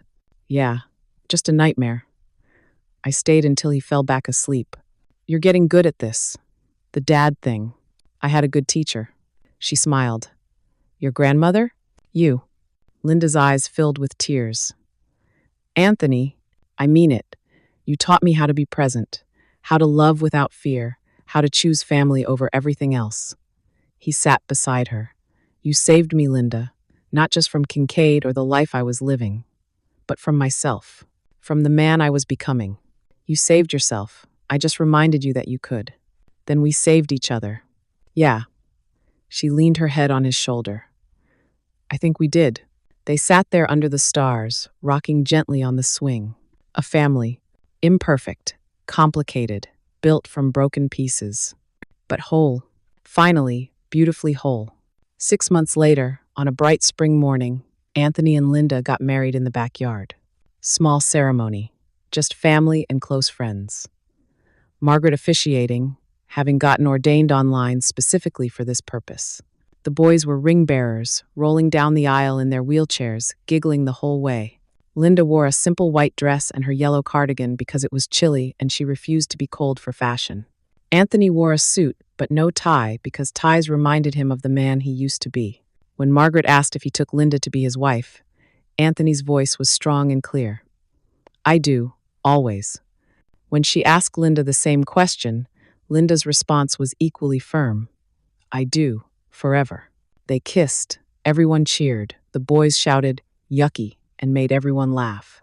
After the ceremony, during the reception, Margaret pulled Anthony aside. Caroline would have loved her, she said, watching Linda dance with the boys. She would have been so happy that you found someone who could love our grandsons the way they deserve. I wish she could meet Linda. I think they would have been friends. Maybe they have met. Margaret looked up at the sky. Maybe Caroline's been watching this whole time, making sure you found your way home. Anthony thought about that, about the notebook Linda had found, about the timing of everything, about how improbable it all was. Maybe Caroline had been watching, guiding, helping from wherever she was. Thank you, Caroline, he whispered to the sky. For everything, for the boys, for leading me to Linda, for never giving up on me even when I gave up on myself. The wind picked up, rustling through the trees, and for just a moment, Anthony could have sworn he heard Caroline's laugh. Probably just his imagination, but it was a nice thought anyway. 3 months after the wedding, Linda went into labor. It was early 7 months, and terrifying. Anthony drove like a maniac to the hospital, Marcus in the passenger seat because he'd been visiting when Linda's water broke. She's going to be fine, Marcus kept saying. Modern medicine, good doctors, she's going to be fine. You don't know that. Yes, I do. Because Linda's a fighter. And this baby has 2 parents who love her and 2 big brothers waiting to meet her. That baby's going to be fine because she has to be. Anthony wanted to believe him. But he'd been here before, in a different hospital, 3 years ago. Waiting while Caroline fought for her life. And lost. I can't lose her, Marcus. I can't. You won't. Marcus gripped his shoulder. You won't. This is different. Linda is different. This story ends differently. 14 hours later, it did. A baby girl. 5 pounds, premature but healthy, strong lungs, fighting spirit. They named her Caroline Dorothy Moretti. Caroline for Anthony's first wife, Dorothy for Linda's grandmother. Two women who'd shaped their lives. Two women who'd believed in love when everyone else believed in fear. When they brought the baby home, the boys were fascinated. Sister? Eric asked, peering into the bassinet. Yes, buddy, your sister, Caroline. Caro, Cheryl decided, shortening it immediately. Baby Caro. And Baby Caro she became. 1 year after that, on a warm summer evening, a young woman walked into Vita Nuova. She was maybe 25. Nervous. Kept looking over her shoulder like she expected someone to follow. Anthony was in the kitchen when Linda came back. There's a woman at table 7. She says she needs to talk to you, privately. About what? She wouldn't say. But Anthony, Linda lowered her voice. She has a black eye and bruises on her arms, and she's scared. Anthony felt that old instinct kick in, the protector, the fighter, the man who couldn't walk away from people in trouble. He'd thought he'd left that man behind. But maybe some parts of who you were never fully went away. They just evolved. He washed his hands and went out to the dining room. The young woman looked up when he approached. Are you Anthony Moretti, the one they used to call the Mafia boss? I was, a long time ago. I'm just Anthony now. How can I help you? She pulled a folded piece of paper from her purse and slid it across the table. I need help. Someone told me you help people, people in trouble, people with nowhere else to go. Anthony opened the paper. It was an article about his exit from organized crime, about how he'd left his empire to become a restaurateur, about redemption and second chances. Who told you I help people? A woman named Sarah Chen. She's a friend of my mother's.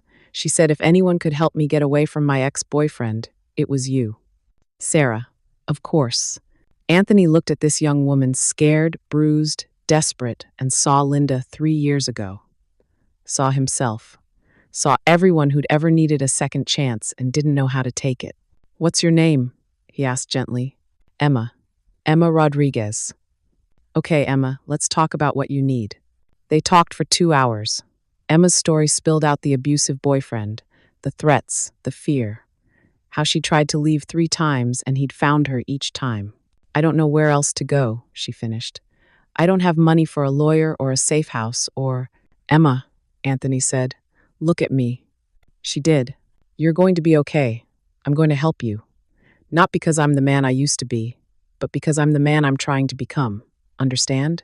She nodded, tears streaming down her face. Good. Now here's what we're going to do. 6 months later, Emma was managing Vita Nuova's front of house. Her ex-boyfriend was in jail on assault and stalking charges. She was smiling again, laughing, living. You saved my life, she told Anthony one evening after close. No, you saved your own life by being brave enough to ask for help. I just gave you the tools.